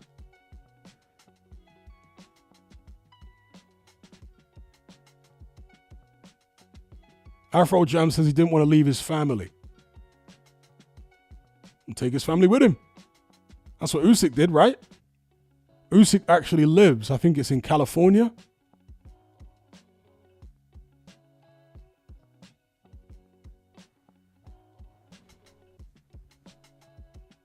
Shout out to James Clifford for the super chat. He says, regarding Parker, if AJ beat a worn-out Wilder, a fat Zhang, and jet-lagged Bakole, the world would be raging if he didn't get a shot. The narrative would all be for AJ getting ripped off. That's boxing. Yes. I completely agree with you there. But to be fair, I think the majority of people are in the camp that think Parker deserves a shot. I don't think there are that many people saying he doesn't deserve a shot.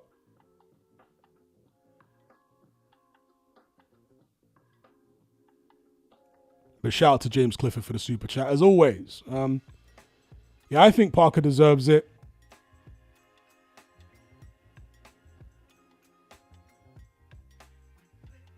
Hindsight is always 20/20.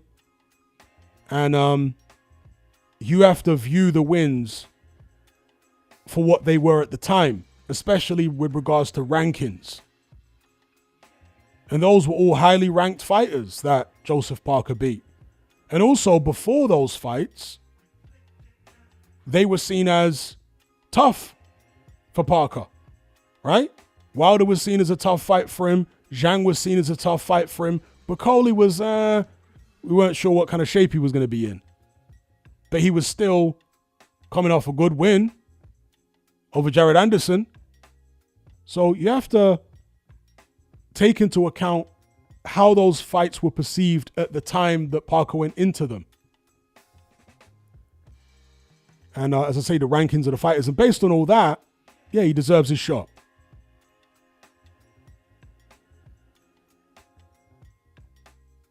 Afro Jam is keeping tabs on Alexander Usyk. He says he has a residence in California, but also in Spain.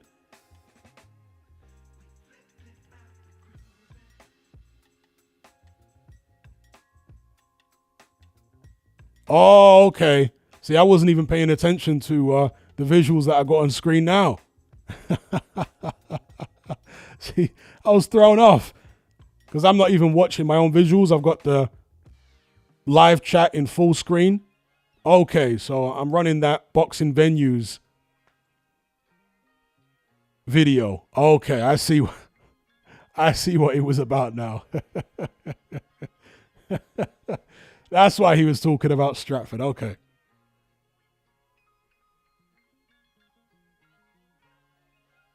The Copper Box Arena.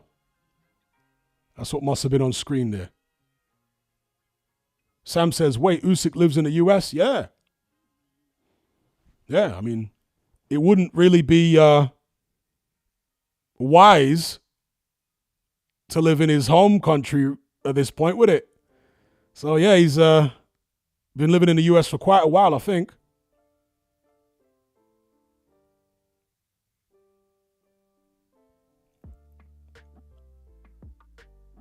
We got Benny Stacks. Michael Merck says Caballero deserves it no less than Parker, in my opinion. They both deserve their shots, and that's why they're both in those positions. Caballero is WBC interim. Parker is, I think, WBO interim. Is that right?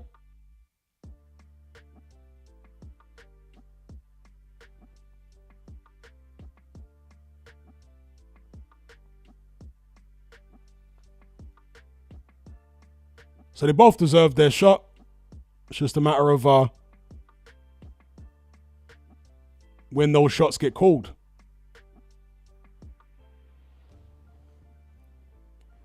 MC says, I'm far more interested in seeing Usyk fight more contenders rather than constant rematches. I agree.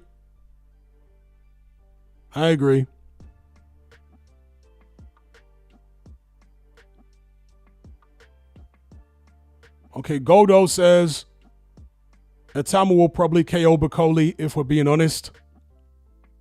But we shall see if Frank Warren is actually willing to put his money where his mouth is and put Itauma in against Bakole next. Personally, I think it's all cap. I don't think Frank Warren's going to put Itauma in with Bakole anytime soon. I just don't see it. And that's not to say that I wouldn't pick Itauma over Bakole. I'm just saying that the promoter, I doubt, is going to be that bold.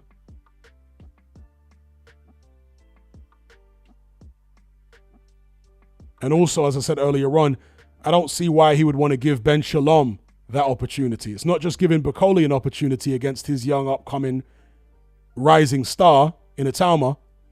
It's also giving Ben Shalom an opportunity to gate crash the party. I just doubt Frank Warren would do that.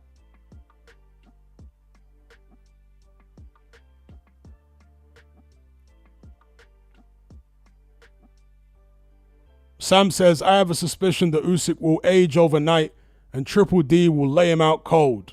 Okay. Interesting prediction.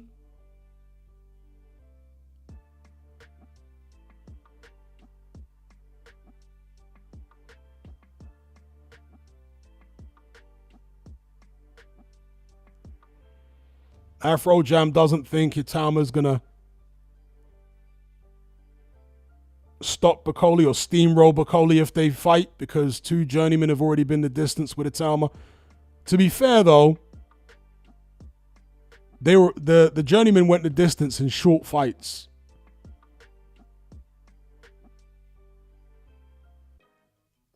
I think Itauma is a serious puncher. Personally, I think he's a serious puncher. In one of those fights as well, Itauma went the distance with a journeyman who's never been stopped. Actually, a Ukrainian journeyman. The same Ukrainian journeyman who knocked out Matty Harris. And Itauma said he had a broken hand in that fight. He was wearing Everlast Elite gloves. And since that fight, he's never worn those gloves again. So I tend to suspect he did have a hand injury because he hasn't wanted to wear those gloves again.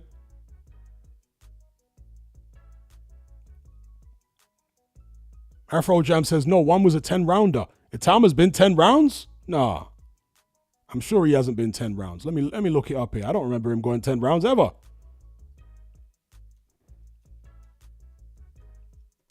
Itauma might have been 6 rounds before. I'm sure he's never been 10 rounds.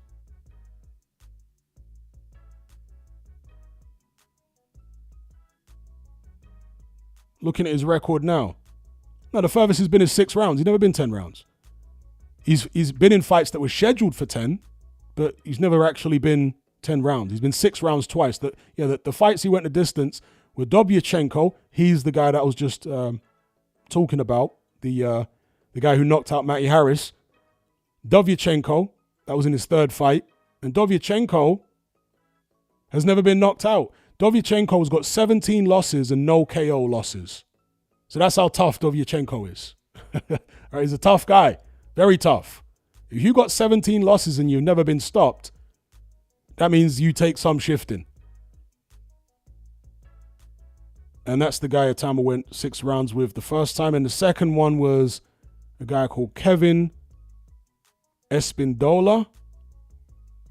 Is that the guy who fought Fraser Clark?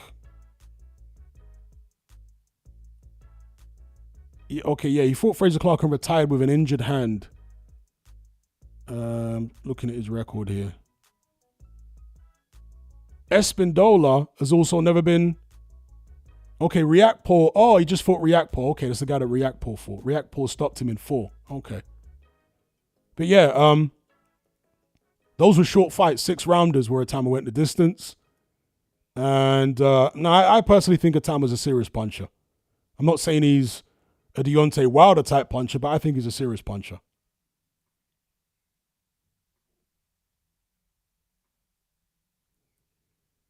Particularly because of the speed of Itauma, you know? Being a prolific puncher isn't just about the brute force. That's obviously an aspect of it. It's also about timing speed and accuracy. Being able to catch somebody when they don't see the shot.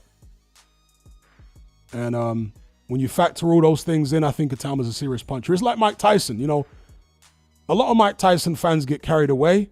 They think that he's the hardest puncher of all time. He's not even close. There have been many heavyweights, past and present, who I'm absolutely 100% sure hit harder than Mike Tyson. What made Tyson such a prolific puncher? I mean, he obviously hit hard, but what made him so prolific is that he was so fast. Okay? A guy who hits as hard as Tyson, punching as fast as he does, is extremely rare. You know what I mean? A very fast puncher. He would throw in combinations. He was aggressive and elusive at the same time. So you're throwing your shots at him, trying to keep him off. He's ducking underneath and he's coming up with huge hooks. So it's not that he was the biggest puncher of all time. He wasn't even close to that. He was a big puncher, yes, but I remember it was either Roger Mayweather or Floyd Sr. talking about punching power. And he said that you could get a bum off the street to come in the gym and he can punch. And I'm telling you that that's a fact. Yeah? There are people who will never go anywhere in boxing, who can hit incredibly hard. I had a friend of mine that I was growing up with, right? That I grew up with back in the 90s. He never boxed. I used to teach him a few little things here and there, right? He was a roadman. I used to teach him a few little things. He had a punch bag at his house and whatnot, but he never actually went to the gym and boxed. And he must have been under 12 stone. I'm telling you, this guy was like flipping Julian Jackson on the roads. The amount of people I saw this guy knock out cold. Big guys. I used to take him on the pads and I couldn't believe how hard he could punch. Seriously. There are journeymen who are never going to go anywhere. Habitual losers who don't have the skill to land their power consistently to get wins, right? But if they do land, they hit you harder than anybody. That's something I've experienced myself from actually boxing. Yeah, and being around people and seeing loads of different things in my life. Whoever the best world champion is at any given time, the biggest punching world champion is, don't think that he's the biggest puncher walking the earth. Because there are other people in his weight class that will hit harder that are just not very good. All they've got is a big punch, but they would need you to stand still and be in a perfect scenario where they can get their big punch off. And I say all that because, again, with Mike Tyson, Mike Tyson's not even close to the biggest puncher of all time. But he was one of the most prolific punchers. Yes, he was one of the most prolific knockout artists of all time. But in terms of brute force, no. It was just the speed, the power, the accuracy, and the creativity. The unusual punch sequences that Mike Tyson would throw. With, again, blistering speed. Incredible speed.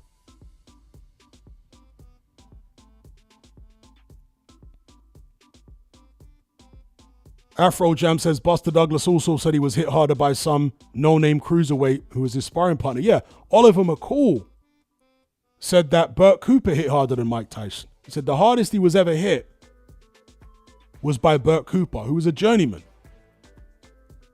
He said Burt Cooper hit him harder than Mike Tyson ever did, and Oliver McCall did lots of rounds with Mike Tyson in the gym. And when he was hit by Cooper, that was also in sparring. Oliver McCall never fought Burt Cooper in a pro fight. He sparred Mike Tyson and he sparred Burt Cooper, and he said Burt Cooper hit harder.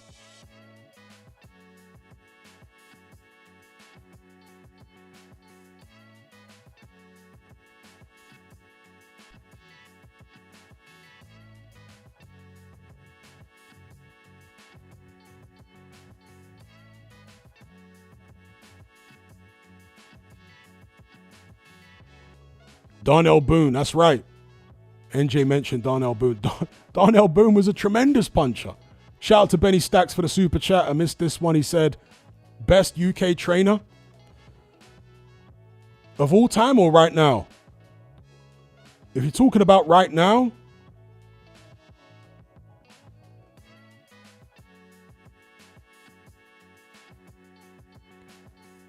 who would I say is best UK trainer right now?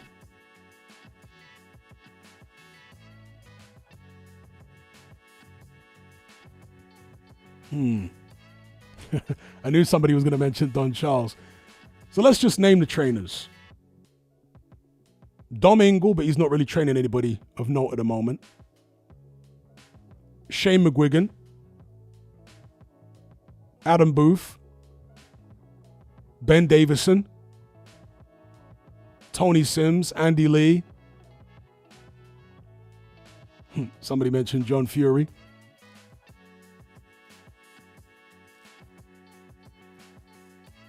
Says nobody ever mentions Lee Beard.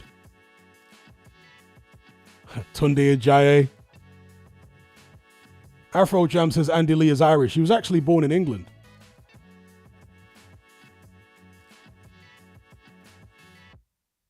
I mean, he's Irish lineage, but actually born in England, Andy Lee. I'm probably going to go with Shane McGuigan, if I take into account what they've done over the past, let's say, not just now, but 4 or 5 years.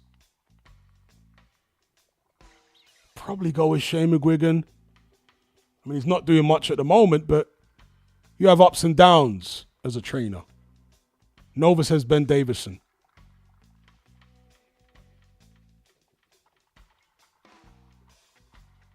Graham says prime matchup, Shavers versus Foreman. Foreman all day. Foreman all day. Both guys hit very hard, but Foreman had much better punch resistance than Shavers. Both guys are going to land, right? And I would trust Foreman to be able to survive Shavers' power more than I would trust Shavers to survive Foreman's power.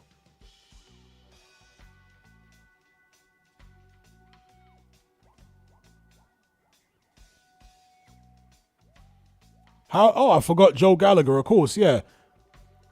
I mean, Joe Gallagher was a meme for a while. Everybody kept saying he was a terrible trainer. You know, around the time when he was training Scott Quigg, and people would always joke that Joe Gallagher's game plan was the same for every fighter, where he would basically say, yeah, don't be afraid to give the early rounds away, and then you're going to wait for the guy to tire out and then come on strong in the later rounds. I'm sure it was an unfair characterization. The high guard Gallagher, that's right. People used to troll Gallagher about that, but he's getting good results with Lawrence Bakole at the moment, isn't he, Gallagher? Bakole's looked the best he's been for a while under Joe Gallagher. The opposition hasn't been great, but still. King says, Hatman, do you watch UFC? If so, who do you tune in for? Very occasionally. It's not something I watch regularly, but I do occasionally watch matches here and there. But I'm not a regular. But, you know, I've seen many of the top fighters fight over the past few years.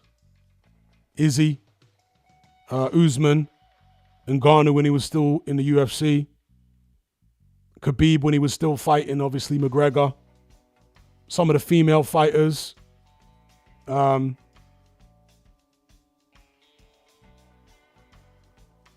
very much a casual MMA fan.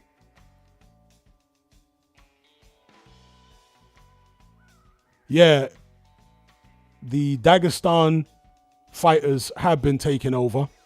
You got the one with the red hair and the different color eyes. I don't know his name. But I've seen him a few times. The red-haired one.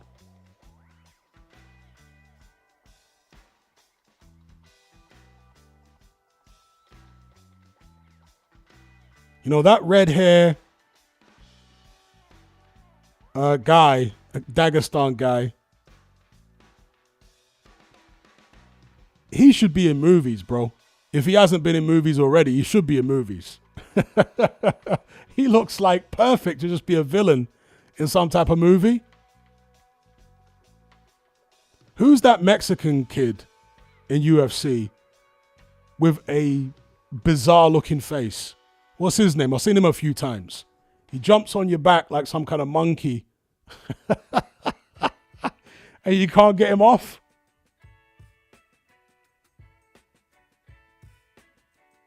You know the guy I'm talking about? The Mexican guy with a messed up face. His face just looks crazy. Paul Rosa or Rosas.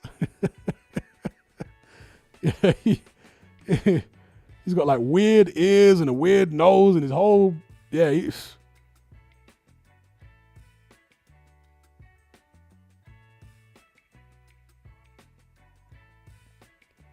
Oh yeah, I know MVP, Michael Venom Page. How's he doing in the UFC these days?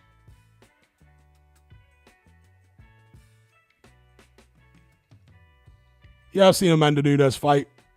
Is she retired now, Nunes?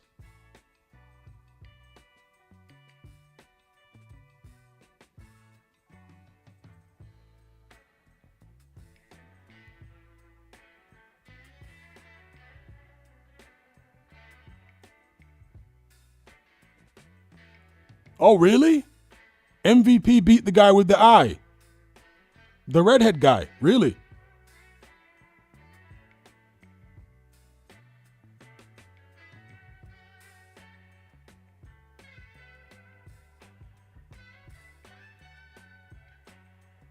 Okay, that's a decent result for MVP. Schooled him. Wow, okay.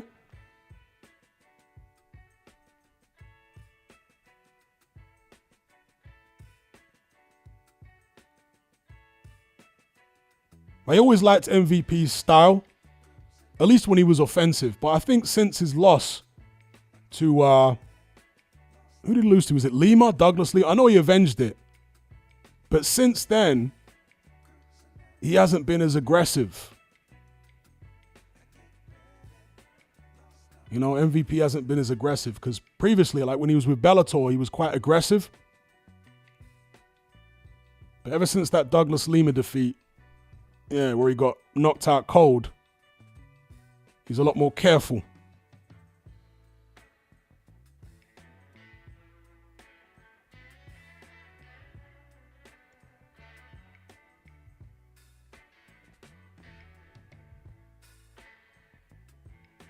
Oh yeah, Paddy Pimblett, I've seen him. Paddy the Baddie. He's one of these, Ricky Hatton, Roberto Duran type fighters who thinks it's funny to blow up and get really fat in between fights. And then somehow he can lose all the weight mad quick.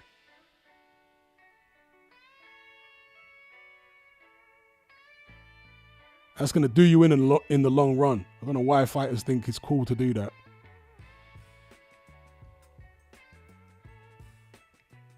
Shout out to Benny Stacks. He says, Whittaker versus Buatsi, who wins?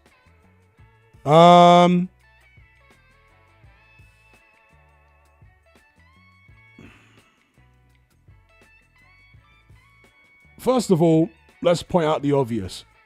Even though Joshua Buatsi got a shellacking off Callum Smith, Buatsi is way better than Ben Whittaker's last opponent. His name escapes me right now. Liam Cameron. Yeah.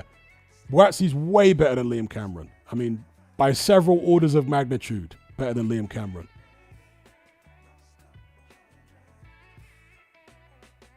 That'd be a good fight, actually, Buatsi against Whittaker. That'd be a good fight. I can see how both guys could win. It'll be Buatsi winning down the stretch, taking Whittaker into deep waters and drowning him. Or Whittaker just outboxing him the whole fight, That's a good fight. If they were to fight next, I might lean towards Buatsi. But give it 12 months, certainly 18 months, I'll be picking Ben Whittaker. But shout out to Benny Stacks. Big up Mr. Luca. He says, Hatman, should I go to Usyk Dubois? If you can get a good enough seat, because it's in a football stadium, So if you're up there in the nosebleed seats, you're going to be watching it on a screen anyway. You got screens above the ring, right? So, I mean, maybe for the atmosphere, if you want to sample the atmosphere of an event like that. But in terms of getting a good view, unless you're going to be close to the ring, it's better to watch it on TV, to be honest. But shout out to Mr. Luca. Okay, so you were at the AJ Dubois fight and you were up in the gods. Well, you should be able to know better than anyone then. Do you think it was worth it, being in the nosebleed seats for AJ Dubois? Were you watching the screen more than what was actually going on in the ring? How was the experience?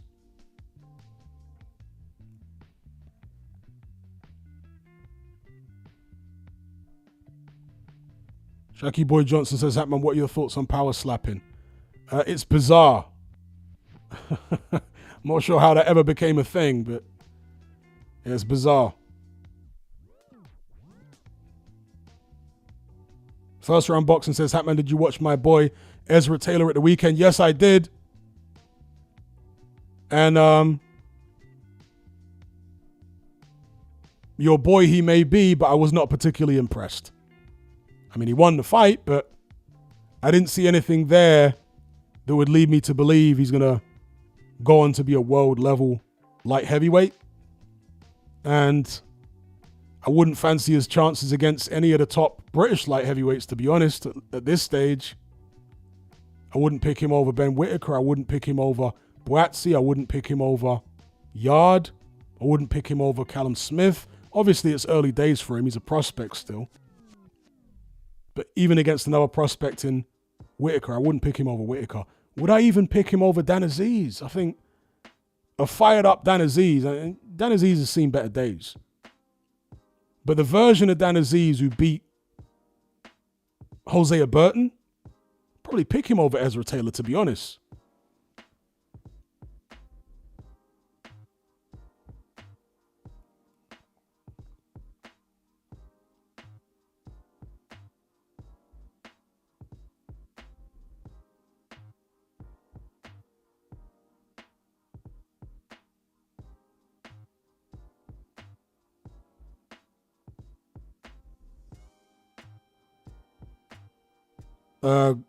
Goldo says, getting to see all the roadman being mad at AJ, getting pieced up, would be worth it, IMO.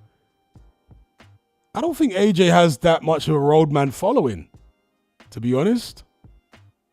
I don't think AJ isn't really popular among the man them. AJ's more like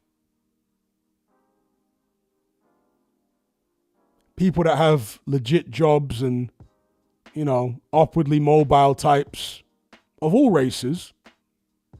But in terms of like the man them, road man, I don't know too many of them that are AJ fans, to be honest.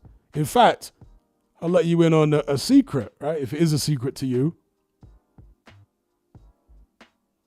During the AJ Wilder rivalry, a lot of the man them were backing Wilder. Yeah? There was like more roadman on Wilder's side than AJ's side because of the energy that Wilder was coming with. AJ was coming with this like mainstream, clean cut type of energy. And a lot of roadmen just didn't like that. So I'm not sure AJ's really had much of a roadman following. He's got a Nigerian following, I'll say that. But as far as roadman in general, nah. Not from what I've seen anyway.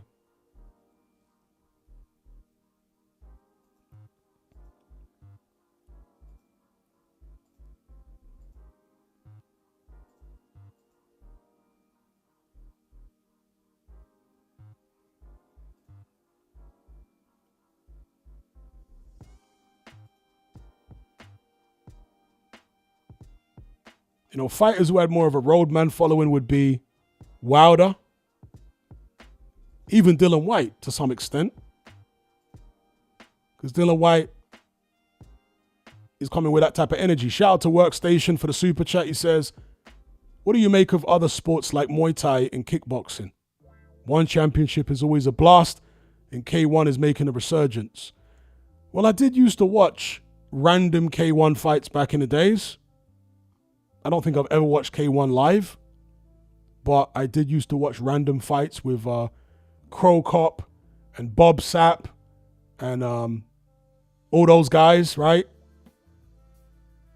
Who's the French guy? Labana. So I did used to watch it back in the days on YouTube, random fights, because they had some weird fights in K1. It almost got like a freak show at one point. I think these were all K1 fights, or most of them were. When Bob Sapp fought Hongman Choi, you know, the giant Korean? He's like 7'5" or something. They put Bob Sapp in there against Hoost. Yeah, he's another one. They put Bob Sapp in there against Hongman Choi. And who was the big fat Remy Bajanski? I remember him, yeah, from Holland. Who is the big fat sumo wrestler that Sapp fought as well? I swear that was also in K1. It was a massive fat sumo wrestler. I think Bob Sapp knocked him out. I think he did.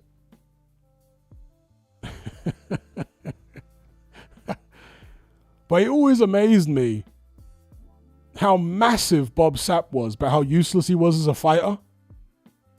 He was like totally useless. I mean, if he caught you, you were in trouble. And if he managed to grab hold of you, because he fought in various different types of combat sport, MMA and kickboxing and whatnot. And in MMA, if he grabbed hold of you, I mean, he could throw you around like a rag doll. But as far as K1 kickboxing, he was so useless. It was incredible. I think he did have a couple good wins at one point, just by steaming into people. And because he was so massive and strong, he was able to overwhelm them. But what I remember Bob Sapp for was, you know, getting chinned by Crow Cop and stuff like that, you know. I think Hongman Choi beat Sapp, didn't he? Am I misremembering? I'm pretty sure Hongman Choi beat him. But yeah, he got kicked by Crow Cop and he was rolling around on the floor in agony.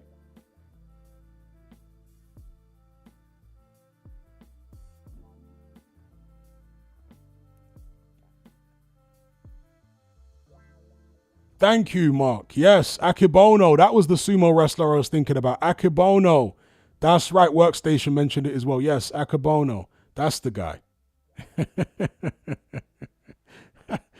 Yeah, fun times. The old K1 days were fun times. Making a resurgence, you say. Okay.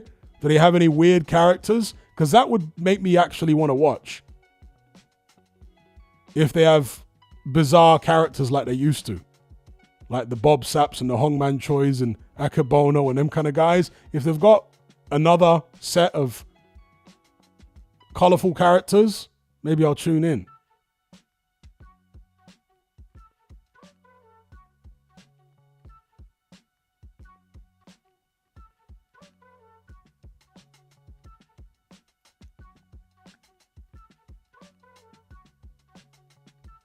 Prime juiced up Overeem was different gravy. Yeah. Surely he's still juiced up because he looks massive even now.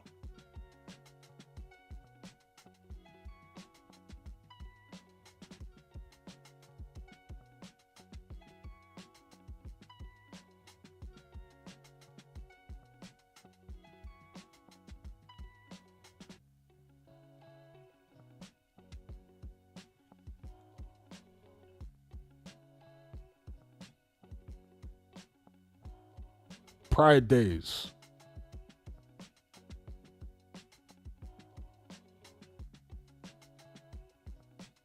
Kassar disagrees. He says, one championship is where the money and talent is. K1 glory days over decades ago. So I guess he's refuting this notion that it's making a resurgence. Okay, you're saying that Overeem looks skinny now.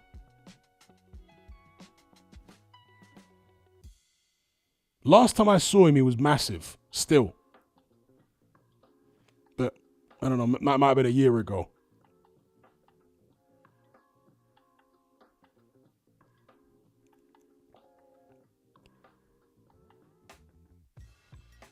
Answer says, Yarborough losing to that midget will never leave my mind. Yeah, that was in UFC 1. I forget the guy's name. But he did a karate chop to the back of Yarborough's neck. And down he went. Yarborough was like, God, how much did he weigh? It was an enormous amount of weight. I think he was like 700 pounds. He was huge. Because Yarborough was like 6'6". Or 6'8". I think he was 6'8", Yarborough. And he was a huge, fat, black American guy. 6'8" and probably the same wide.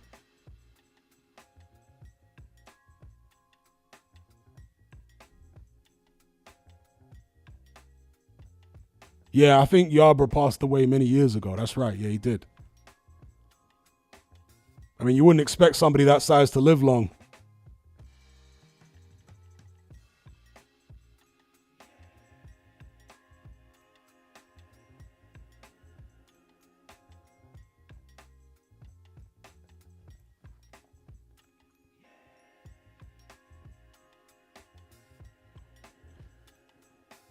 A couple of streams back, just to go off topic a second, because I was thinking about this today, right? A couple of streams back, we were talking about old school slang that nobody uses anymore. Old school London slang.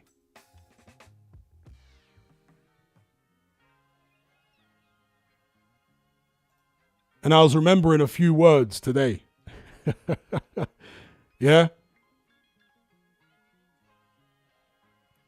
A few old school words that most of you probably won't know. You have to be from the 80s, maybe even 70s to know some of these words. Possibly 90s if you had certain elders around you. No, not Cockney rhyming slang. So, for example, drum. Nobody uses drum anymore. I'm talking more like Caribbean slang, British Caribbean words. So, drum. No one says drum anymore. Posse. Okay, yeah. Nobody says posse anymore for sure. Yard. Now, people still say yard now. But drum. Yeah, drum means house or yard. Yeah, that's what drum means. But nobody says drum anymore. Yeah, drum is in yard. Yeah. Nobody uses the word drum for your house. Nobody uses drum. Another one, spar. Yeah? Spar was a word for friend. Your sparring partners, your friends, your spars. Nobody uses the word spar now. That's proper old school. That's literally 80s. Spar. If you ever hear a man say, yeah, I went to go check one of my spars, or I was sparring with my man, then you know he's somebody older than the damn pyramids. Older than Ishmael Barroso. Yeah, spar. That's another one.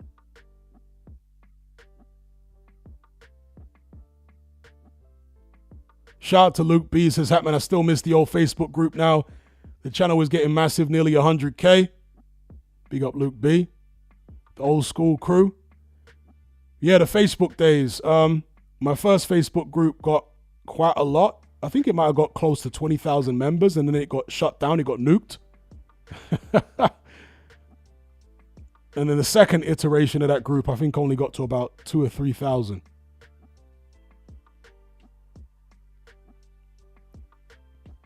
Another old school word is debt. Not D-E-B-T, as in falling into debt, but D-E-double-T, debt.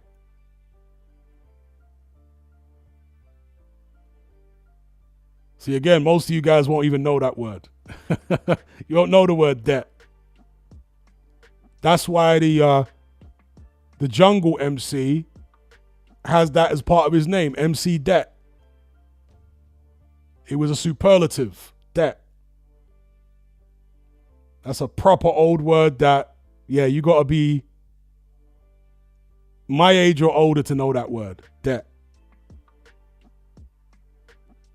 What do I have planned for 100k subs, Hatman? I don't tend to celebrate these things, to be fair. Will I break from, could I call it tradition, by not celebrating and instead celebrate and do something? I don't know. We'll see. Bexy says, Hatman, can you understand a thick Jamaican accent? For the most part, yes. But there are some yard man that you have to squint your eyes, even I have to squint my eyes a little bit like, I understand most of what they're saying, but certain things that they say, because they have certain phrases that you may not be familiar with. Do you know what I mean? Unless you're around yardies all the time. And there are certain parts of Jamaica where they have certain phrases that you won't be familiar with. And so you have to say, what did you say? But yeah, for the most part, I can understand patois.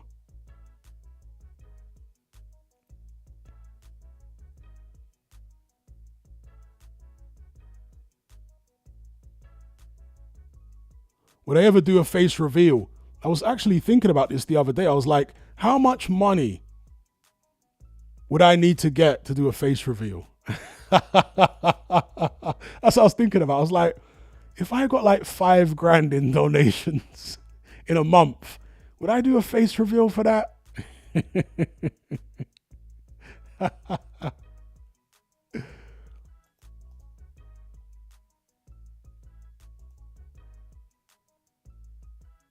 What are these other words? Shout out to Ben for the super chat. He says, how do you see Crawford Canelo going? I see Canelo getting the decision. Whether he deserves it or not will be up for debate. But he was so low volume against William Skull. Skull's a lot taller than Crawford, and he's going to be able to he was able to keep distance in a way that I don't think Crawford will. But Crawford, I think, will try to land better shots. Skull was just unbelievably negative.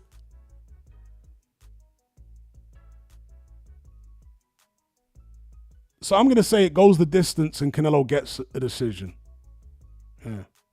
Canelo gets a decision. Because Crawford's really going to have to do major damage to get the nod over Canelo. Canelo is the industry. And if Crawford opens up to the extent that he would need to do major damage, he's going to get caught. So, yeah, I'm going for Canelo on points. What about you? It's such a meme now, isn't it? Canelo on points. That's what everybody used to say in my Facebook group when people would do polls about any fight, even had nothing to do with Canelo. There'd always be an option that said Canelo on points because it's such a popular pick.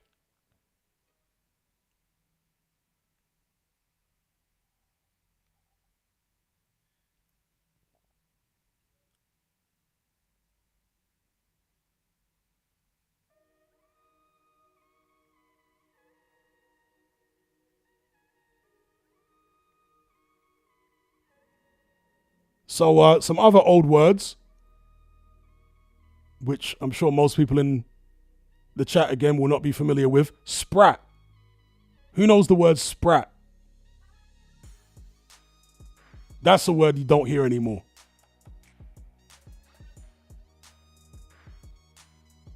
Sprat, like the fish. S-P-R-A-T, sprat. Let's see if anyone at all knows that word from back in the days. Encircled says, I've heard it, but probably not the meaning. Okay. Let's see if anyone knows what it means. See how old school. Yeah, but I don't mean the fish. I mean the slang term, sprat.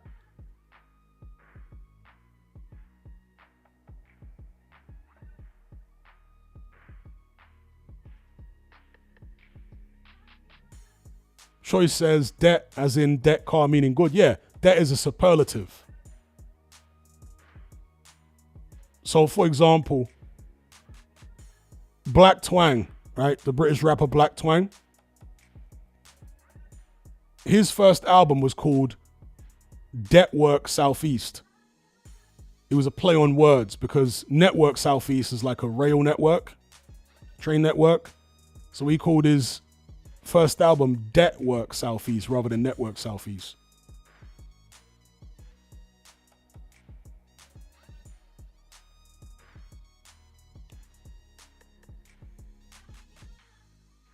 Another old school word that people don't use anymore, rago. I think we actually, somebody mentioned this last time, to be fair, rago or rags. Nobody says rago anymore.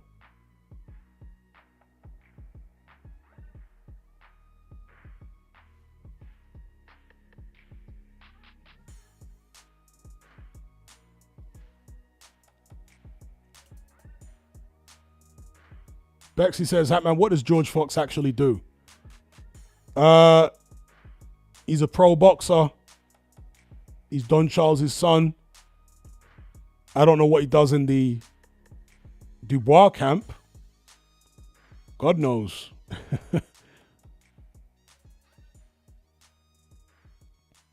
Yeah, dizzy. People don't really say that anymore. You dizzy blood.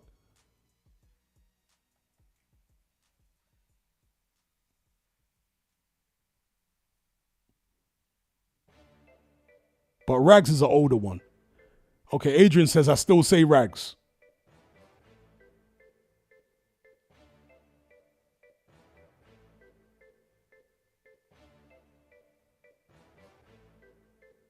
Oh, I remembered another one. So Casa says, lump you up. People would say, but I don't hear that much. Another one is scuff. Anyone remember the word scuff? From back in the 90s? Scuff was a word for a fight. Scuffing means fighting.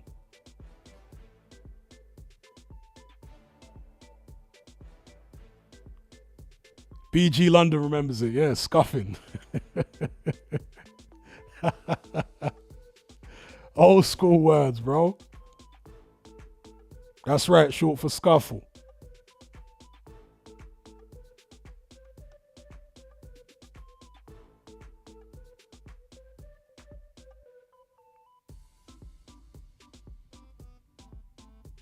Yeah, butters. I still use butters now. Do the youngers use it? People at Moses Itauma's age use the word butters?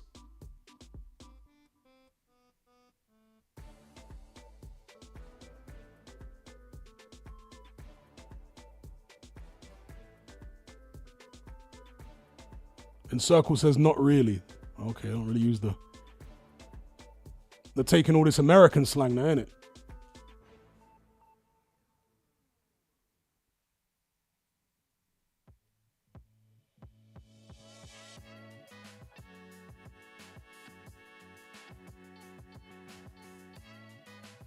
And Circle says, I think people in their mid to late 20s are the last to use butters.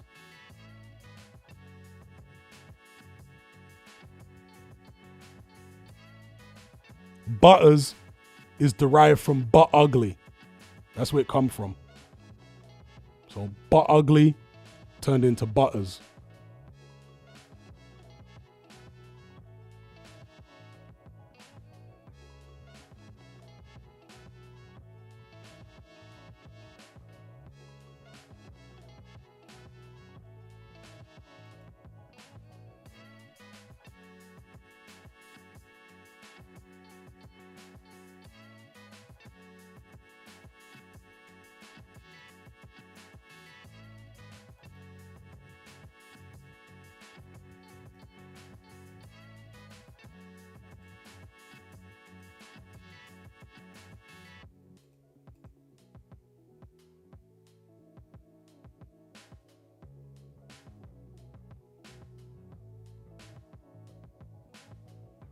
Mark says, what are your thoughts on Turkey Al Sheikh's comment on boxing needing a black heavyweight champion?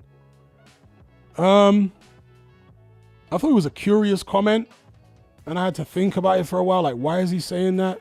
I guess it's nostalgia, because in America, the glory years were when there was Muhammad Ali, Mike Tyson, And so I guess, again, nostalgia for those years. But the funny thing is, during that time, when Mike Tyson, Muhammad Ali, and particularly Larry Holmes were heavyweight champion, there was like a movement for the exact opposite. They were saying that we need to have a white heavyweight champion. Do you know what I mean?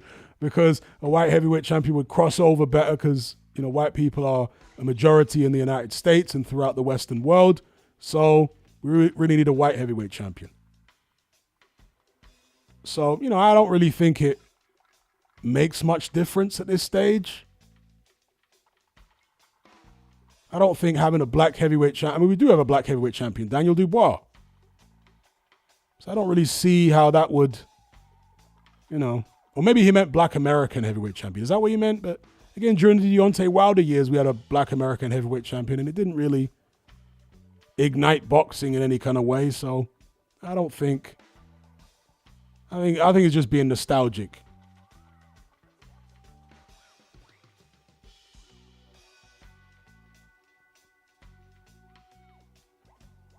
Little Jacob says, I think the heavyweight division needs a black American.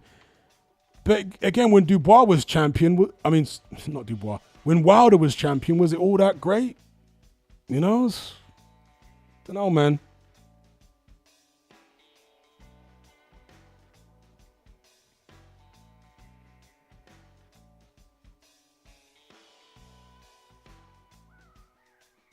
I don't really think it's about the race or ethnicity of the fighter. I just think it's about,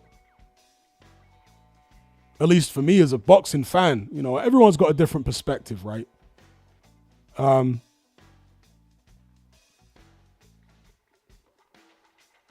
If you had just an American heavyweight champion of any description that was good enough, whether he was white or Latino or black, if he was good enough and exciting enough, it would help revive American boxing. Yeah, I don't really think the race of him is particularly that important. In fact, if he was a Latino heavyweight champion that was good, that might be the most, I don't know, maybe that would be the most popular one because of the way Latinos support their fighters to a crazy extent. And you think about the success so many Latino fighters have had in the UFC. I don't know.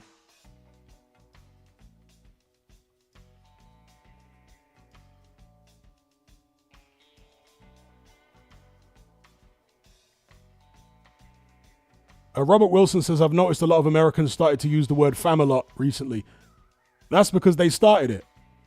That's not something that Americans borrowed from the UK. That's something that the UK borrowed from America. Americans were saying fam first. That was during the whole like D Block, G Unit, Dipset era. That's when people in the UK started using fam a lot, as far as I can remember. And that was all taken from American rappers. Listen to American rap. So that was never a UK thing. That was started by Americans. And perhaps people in the UK use it more than Americans do now. I don't know. But yeah, Americans started that. That was not a UK thing.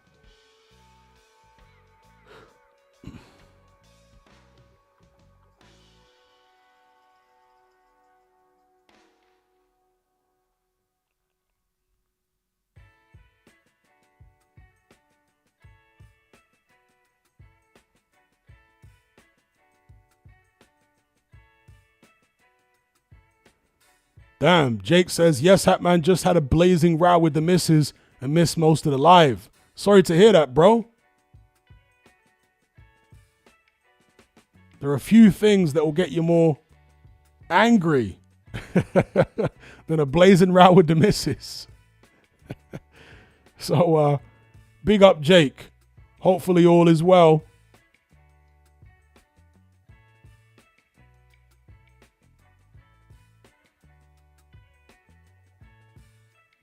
Jackie Boy says, I'm hearing more Americans say mate too. The only time I've ever heard Americans say mate is when they're mocking British people. I've never heard them use it just in a normal course of conversation. It's only when they're like mocking British people they say mate, from what I've seen anyway.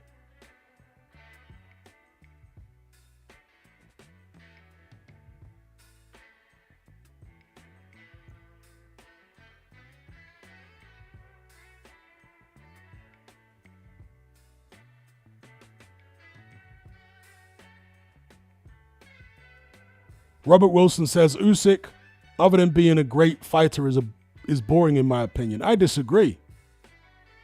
I find Usyk pretty entertaining to watch. I don't think he's boring, personally.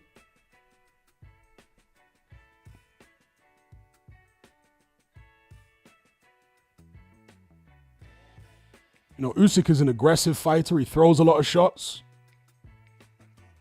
And even though he's not a massive puncher, he still goes for the KO. In just about every fight. I like watching him.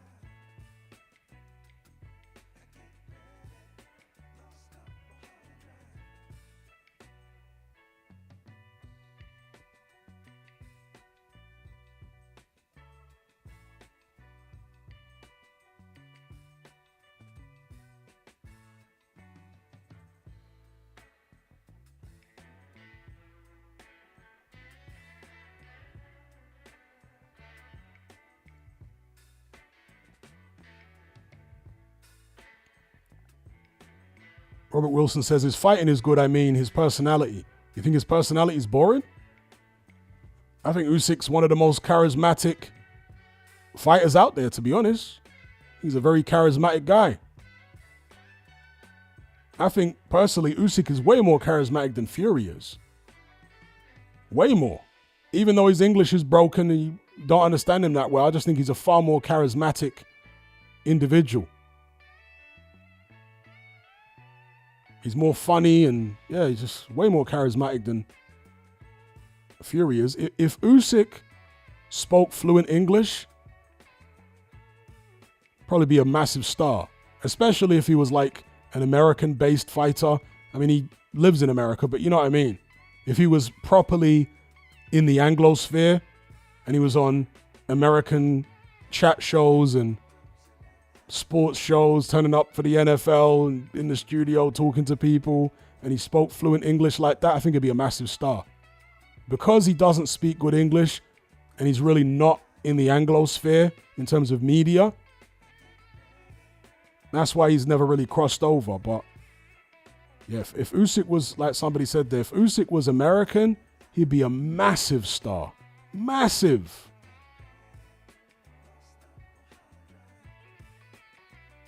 Because all the money is in the Anglosphere in boxing, still. Aside from Mexico, yeah? Mexico's the, how would you say it, Spanosphere? I don't know. But for the most part, most of the money in boxing is in the Anglosphere and then in the Spanish-speaking world, but specifically with Mexico. Because unless you're Mexican, as a Latino, you're not really going to cross over like that. Yeah, maybe if you're Puerto Rican a little bit, I guess.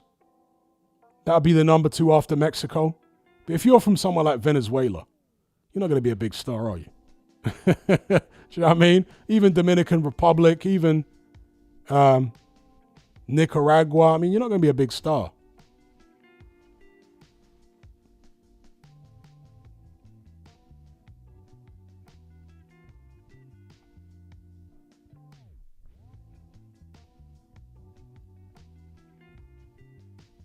Yeah, Cuba, no chance. That's when you're damned from the get-go. Because if you're Cuban, you're never going to be a star if you're Cuban. Forget about it. Forget about it.